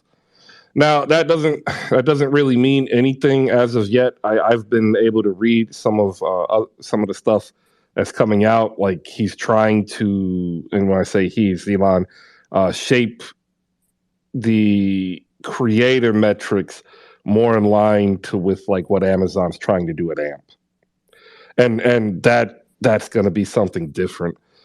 And I think we have to understand, like, sometimes certain things change, and changes might need to become part of our daily routine. And I just want to let you know that if we do decide to move, I'll let you know where we move to and why we choose. But as of now, I don't really see us really moving yet. We'll go up next to Reese. We'll let him cook for a second. And Iman Bankite has a question after this, though. And I'm going to give you 60 seconds each. We got some Suns and Trailblazers to talk about because that game tonight is going to decide, like early on, who's going to have the leg up in the Western Conference. Reese, go ahead, 60 seconds, and we'll give Bankai a shot at his question. Okay. So the Cavs, they're 6-1 now, which is kind of crazy. I didn't expect this. But yeah, question for you, Chris. Did you watch the game against Boston? I did, but I watched the offensive possessions. I didn't watch the game from start to finish. All right, Donovan Mitchell, he took over in the fourth quarter. The offense was kind of slow start in the second quarter, or because we couldn't hit our shots. But I noticed that our perimeter defense was very good, and a lot of people talk about our small backcourt issues, but I don't think that's much of an issue because Don Mitchell's improved on defense, and our defense is still a top defense, even with Darius Garland and Don Mitchell's concerns. Darius Garland came back from injury, was amazing, and yeah, we beat Boston not once but twice, and those guys are finals. Those guys just went to the finals. So I think we're a very serious team in the East. So yeah, and honestly, I could think we can make the Eastern Conference Finals. I'm not gonna say finals because the Bucks, I gotta respect them, but Eastern Conference Finals, yeah. All right, there you go. Appreciate it. Bankai, your question for Iman. Go ahead. Yeah, Iman, if you're still there. I am. Because I think I heard you mention SGA. I think it was yesterday or the day before. I'm not sure. But what would you be willing to give up from the Raptors core in order to get SGA? SGA is, I mean, he's someone that I really, really, really want. He's like my number one ideal trade target, but I don't think that there's a trade right there right now. Just because they're not going to want anyone other than Scottie on the roster, and that's the one person that the Raptors are not going to give up. So, like, a deal right now, I don't think is in the works. Kind of similar to, like, if you asked me, like, who I wanted in 2018, I would have been, like, Kawhi Leonard. Kawhi or LeBron. Like, I don't know. Either one. I'll take KD, too. But the Raptors wouldn't have had any assets to trade for any of them in, early parts of 2018. And then the end of 2018 comes, and then a deal kind of manifests. Like, it comes into existence. I just don't think one exists with Shea and the Thunder as of right now. I think you're probably bringing in a third team. I think you're probably giving up a significant amount of your picks, which is why it's important that the Raptors didn't give up any in the last few years. just because Scotty's going to be what Presti wants, and Scotty's going to be the one thing that the Raptors are not going to be willing to give up. So it's just going to have to be picks. It's probably not going to be right now, and it might involve another team. I just don't think that there's a clear outline because it doesn't work without Scotty, and Raptors are not doing it. Thank you. Oh, well. All right. I think that's a great answer. And there is, though, another name that I think might actually be of interest if he were to become available. If Kawhi happens to be shut down for whatever reason, Paul George would be right there. Just throwing that out there. He fits, salary fits, timeline fits. If for fifth, there's a saying that you can finish there. Maybe even that would be the weirdest 4-year story arc in basketball history. Right? For Kawhi to leave, for like the Raptors to be rumored to Kawhi asks the Raptors to trade for Russ and Paul George. The Raptors say no, so he brings Paul George to the Clippers. Wait, what It about would be the weirdest scenario. what Come on, about you Jimmy? What about Jimmy Butler? Because Chris, didn't you bring his name up the other day about not maybe for moving the on from not for the Raptors. him? Yeah, not for the Raptors. I don't really. He doesn't fit, right? Well, it's not that he doesn't fit. For what he does, he takes away from what Scotty Barnes does. So like it wouldn't really be a great mesh. Like they would make it. They would need a better shooter. Like Yeah. Paul George is a better shooter, so that just operates. I don't know that Jimmy would work. Yeah, a healthy Gordon Hayward would be perfect, but like no thank you. one trusts the Hayward health. You don't think like just basketball wise, not off court or health, but basketball. Like he's a good fit. I like Gordon Hayward. Good playmaker, good shooter. I like Gordon Hayward. But I think if you're going to give up assets, like if the Raptors are looking to give up assets, it's to make a swing. It's not a Gordon Hayward level swing. All right, cool. The closing game tonight might be the most exciting game, and that is with the Portland Trail Blazers and the Phoenix Suns. The wonderful reports that were so filled with glee and happiness in the offseason about the demise of Chris Paul and the Phoenix Suns have now gone to the side and replaced by a 5-0 at home, 6-1 overall, top of the East Phoenix Suns team that just seems to not have lost a beat from last year's regular season to this year's. The surprise team in this affair is the Portland Trail Blazers, who also unceremoniously was left off the face of the earth, even though they had Damian Lillard returning. The Blazers are 5-2. They're 2-0 on the road. Let's do some buy or sell, and what are our thoughts here on the top two teams in the West? We'll go to Jasmine, though, first, who just popped up here. And if you don't know, you should shoot her a follow. Covering the Dallas Wings for Winsider, Harper XX Writes is the handle. Jasmine, good morning. Good morning, everybody. Well, it's good afternoon for me. It's almost 1 o'clock. But I had 2 quick points. One, when are the overreactions going to stop? It's only November. It's only Never. I feel like right after Christmas, like that's when we should start judging teams about like how they're actually flowing, the chemistry and things like that. But that's just me. I love the overreactions though. Like y'all keep it up for sure. Like I love it. All the hate towards the Knicks, like I'm here for it. The coach needs to go. I'm not even gonna get into the whole Doc Rivers thing because that's a whole nother different discussion that y'all don't want to. Doc Rivers is a great coach. Sure. Next point is, I think we're also we didn't really take advantage and cherish the years that we got from like LeBron in Miami and then the Warriors run and just like how great of a basketball players these individuals were. But I think now we're starting to, or we need to start transitioning into younger talent like the Jordan Pooles, the Jason Tatums, the Jaylen Browns, the Donovan Mitchells, Jamal Murrays, and things of that nature. Because, and this isn't even a slight to the players that I'm talking about, but like the Clays and the Russ and the different people that we've been seeing at the top for so long are no longer there. And I think it's about that time that we start transitioning into the mindset that, okay, it's younger talent coming up. And yeah, like this trade may seem like it's a good idea, but that's the player that we're thinking about from 5+ years ago. We're not thinking about how the player is playing right now. So I do think that there's going to be a transition this season. We're already seeing it in Cleveland with Darius and Donovan Mitchell, and a whole bunch of other teams that we have going on right now. But I do think that's something that we have to start thinking about in the forefront. Yeah, no, I agree. I said it at the start of the season. Like we are now at the tail end of the LeBron and Steph era. You can throw KD in there, right, as the three dominant players of their era, and they are now closer to the end.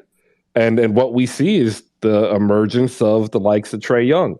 We see, yeah, The only no, thing you're about good. KD that I want to say is I don't really want to lump him into that because I feel like he's been pretty consistent, but the environment around him hasn't been as beneficial for I feel like this could have been his era, but because of the team that he went to and what's going on with them, we haven't really been able to witness how much of a great player he really is outside of Golden State, if that makes sense.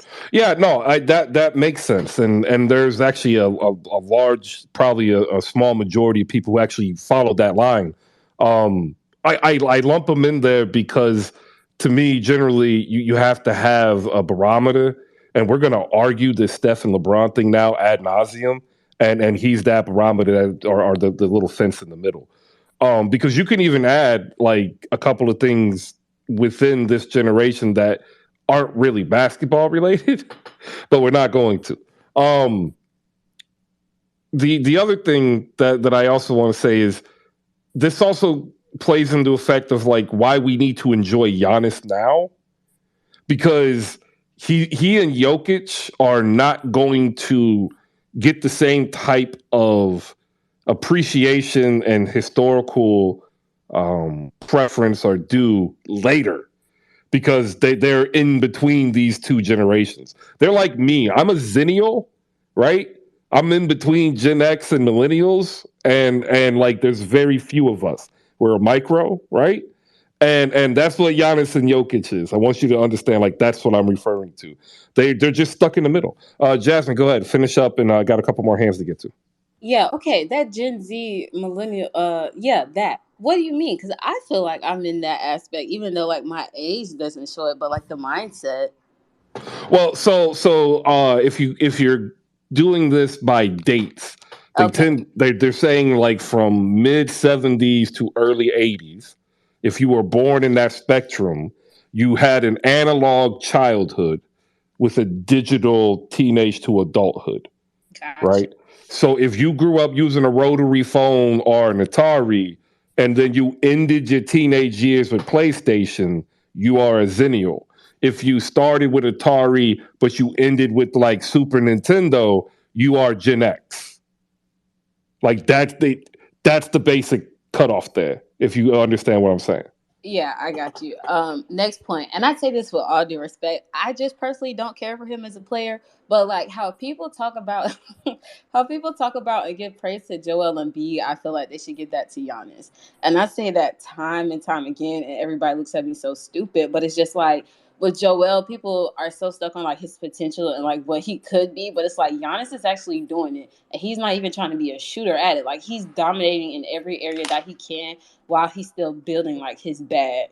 And no slight towards Joel Embiid whatsoever, but again, we should appreciate Giannis and Jokic for what they're doing for the game of basketball right now, and stop trying to make other people fit into this box that we want them to when it's not really happening, because respectfully, we could see that with AD. Just saying.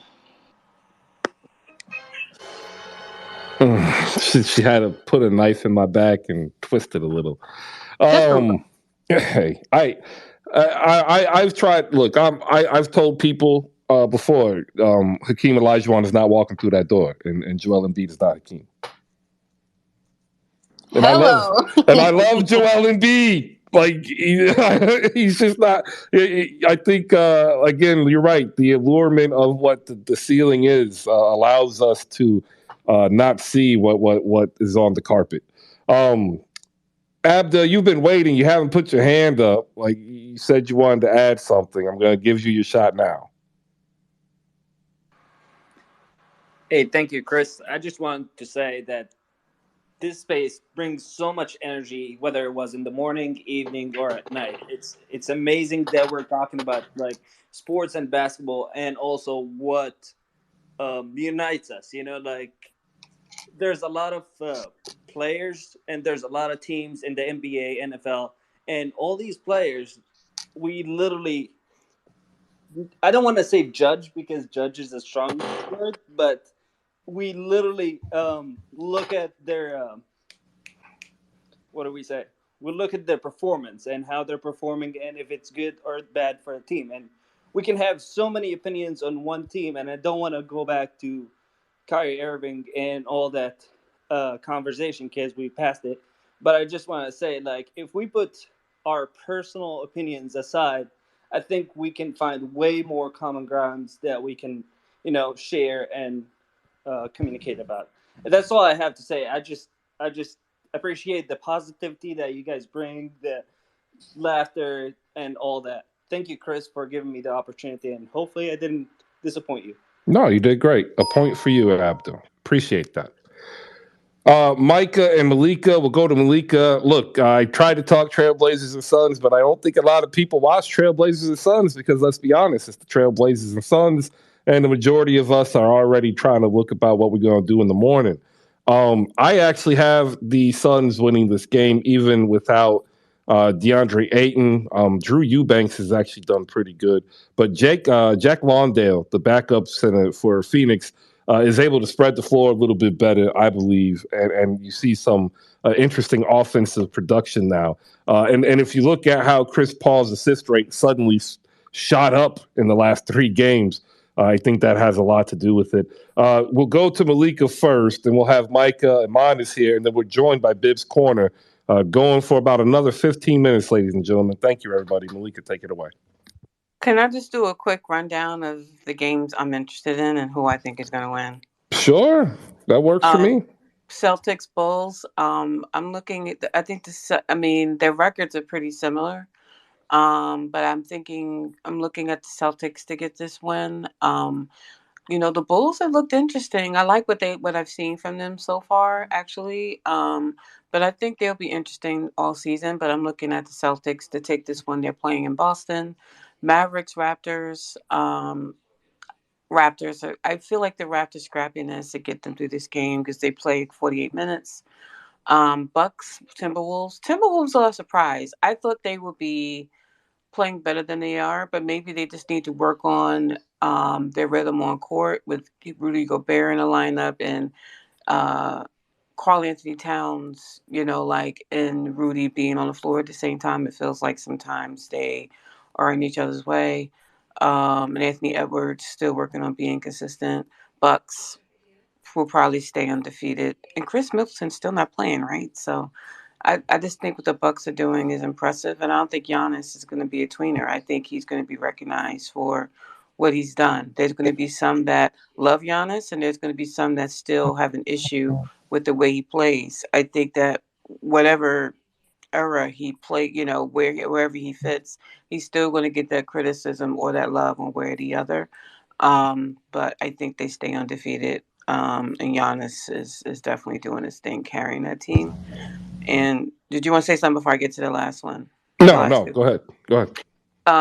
Trailblazers, Suns. Trailblazers, I'm going to be looking at them this season. I like them early. They could be just peaking a little too early. I think the Suns are a really good regular season team. Again, I need to see something in the playoffs. But I think regular season, they're going to have high win totals.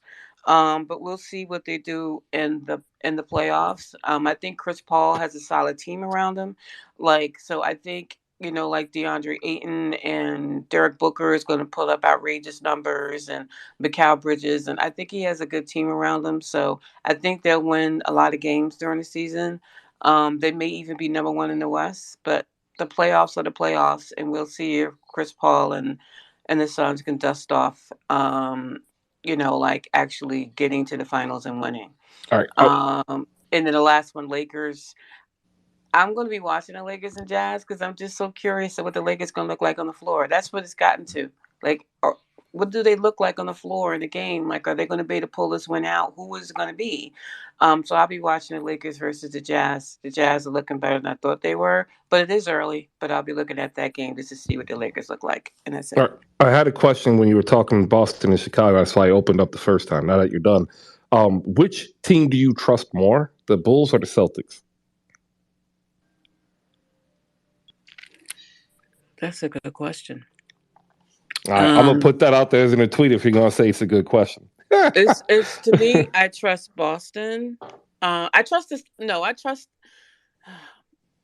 don't know actually, because I trust the starters for Boston. And with the Bulls, I like the way Zach and I like the way that their team is playing too, their starters. So for me both, it's really the power of the bench for me. All right. Anybody else want to hop in on that? There's a couple other hands up that I want to be able to get to. I saw Iman's hand up. I want to make sure you get in because I know you might be on a hard out because we're in the afternoon. Anything you want to add about the games tonight with Phoenix and Portland, and who do you trust more, Bulls or Celtics? I trust the Celtics more than the Bulls. The Celtics defense is still elite. And I did want to just jump in on the Suns Blazers talk. I think the Suns are going to win tonight. Dame is still out, which I think matters a lot. And also, I was like going through this because yes, Ayton is out, but like the Suns have the third best. The Suns starting five with Ayton has the third best point differential in the league. They're absolutely destroying teams. They have a plus 25.6 net rating. And then without Ayton and with Biyombo there, they have a plus 16 net rating. They're also just absolutely destroying teams. They're actually better offensively. Their offensive rating is actually better with Biyombo in place of Ayton. It's just their defense takes a considerable step back, which is interesting when you think of historically thinking of Ayton and Biyombo. But I think the Suns are legitimately really, really good. And I think we can kind of circle them in for being probably the 1 seed in the Western Conference this year. But the playoffs. That's my only thing. I agree with you.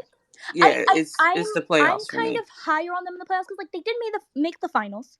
So to me, I think that the number one starting five in the league right now is the Bucks, who are absolutely destroying teams right now, and I think that I'm gonna pick the Bucks over the Fields right now if I had to pick. But looking at the Western Conference, I'm like, a lot of these teams look really shaky right now, that I think just being a good team is going to be good enough unless some of these guys can right the ship a little bit. So I don't know. I think that they'll probably lose to the Bucks in the finals again, but I wouldn't be surprised if they made it there, but I also wouldn't be surprised if they flamed out. They look good and they can plug and play whoever at 5, it seems like, and still just look good. And Devin Booker's looked fantastic, and Chris Paul has come alive, and so there's reason to believe in this team even without Jay Crowder, and even when DeAndre Ayton is out for games. It's wild, but good for them. Chris, remember what you said about the Bucks championship window? I don't think it's closing anytime soon. All right, yeah, I know.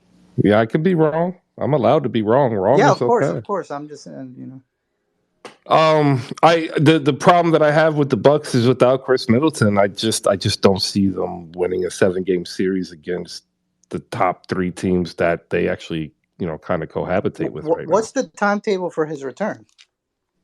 It was originally supposed to be at training camp. That's the problem. It keeps getting pushed back and back and back, and that's never a good sign.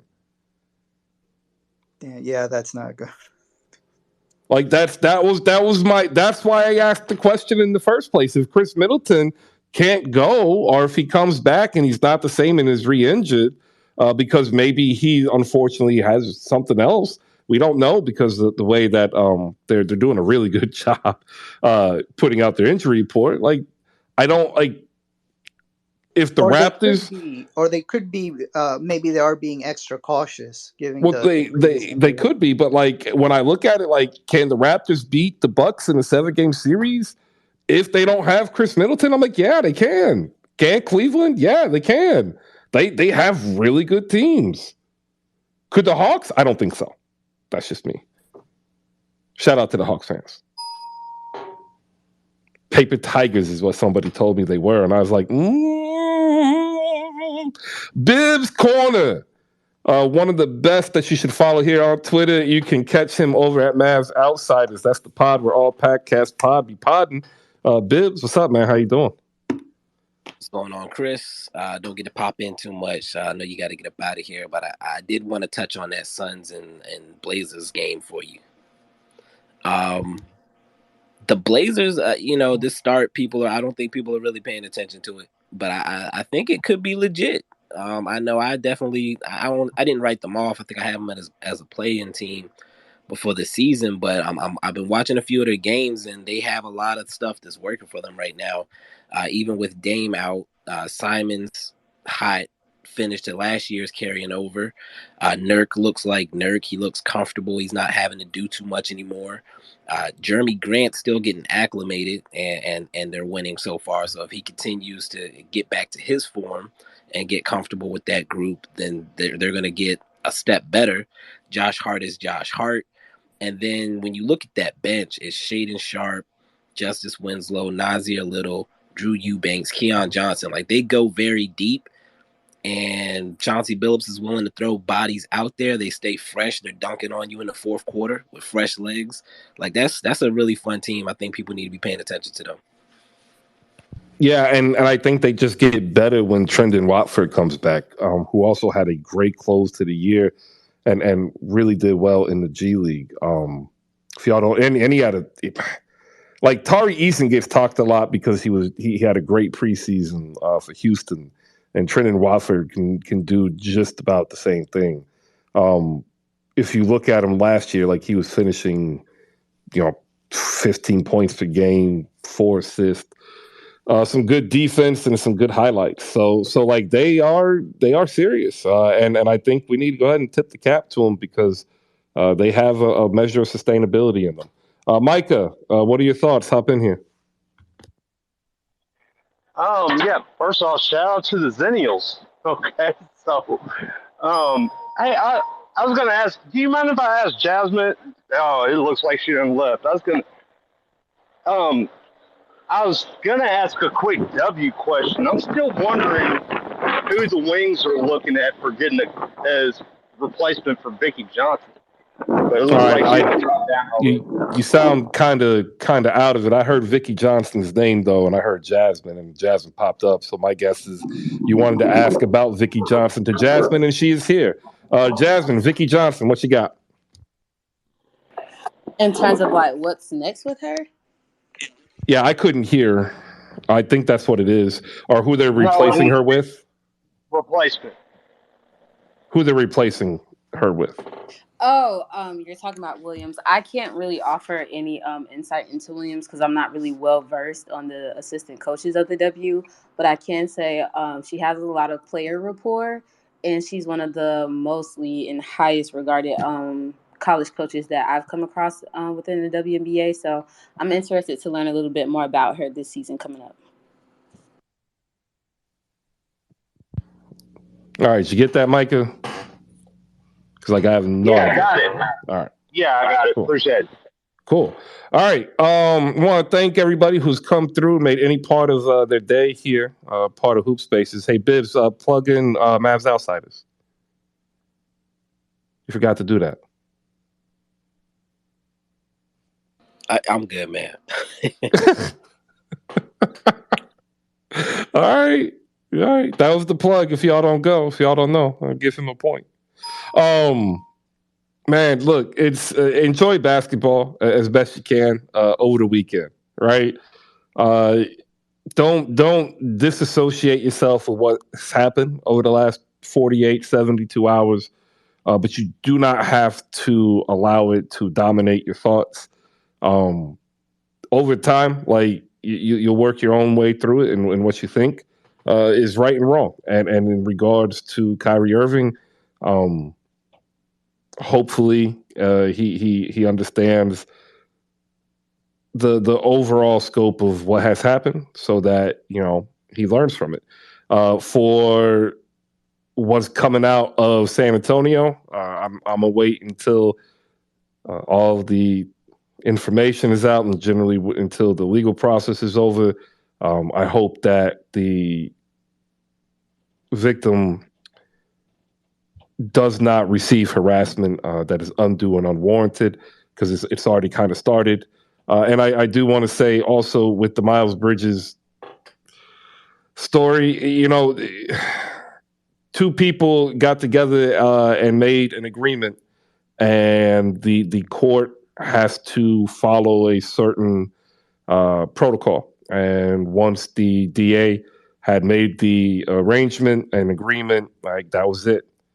And unfortunately for those who have been triggered, there's nothing that we can do in this regards other than to say that we're here to support you in your voice and your fandom. And then hopefully that if you do feel, you know, outraged, that we are here to listen to you and that your thoughts and your opinion matters, and that, you know, we're sorry.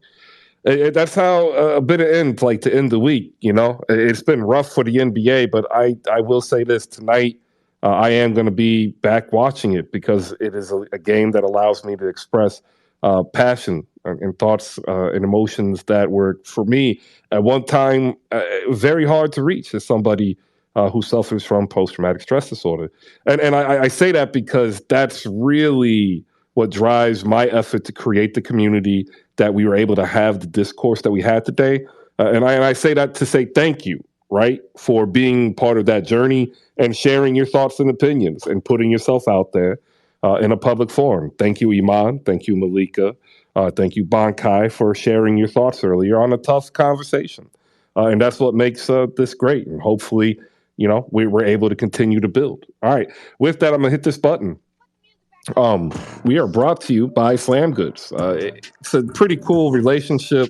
I've never really thought I would be in a position like this, but they came from their own accord through the pickup card game. And like, we owe this, and I need to say I owe this to the pickup card game. So when you head over to slamgoods.com, make sure you check out the pickup card game and pick yourself up a copy and use promo code HoopSpaces, save 15%, and then use that $3.75 and buy yourself a proper cup of coffee. And that's my Starbucks rant. Like, I know the people who work there are totally awesome. Your coffee is not. It's really not awesome. Please make better coffee. It should not be this difficult nor expensive to make better coffee. I'm going to watch pretty much every game this weekend. Hopefully, we are here on Monday, 10 a.m. And I say hopefully because that's up to Elon Musk. Peace out.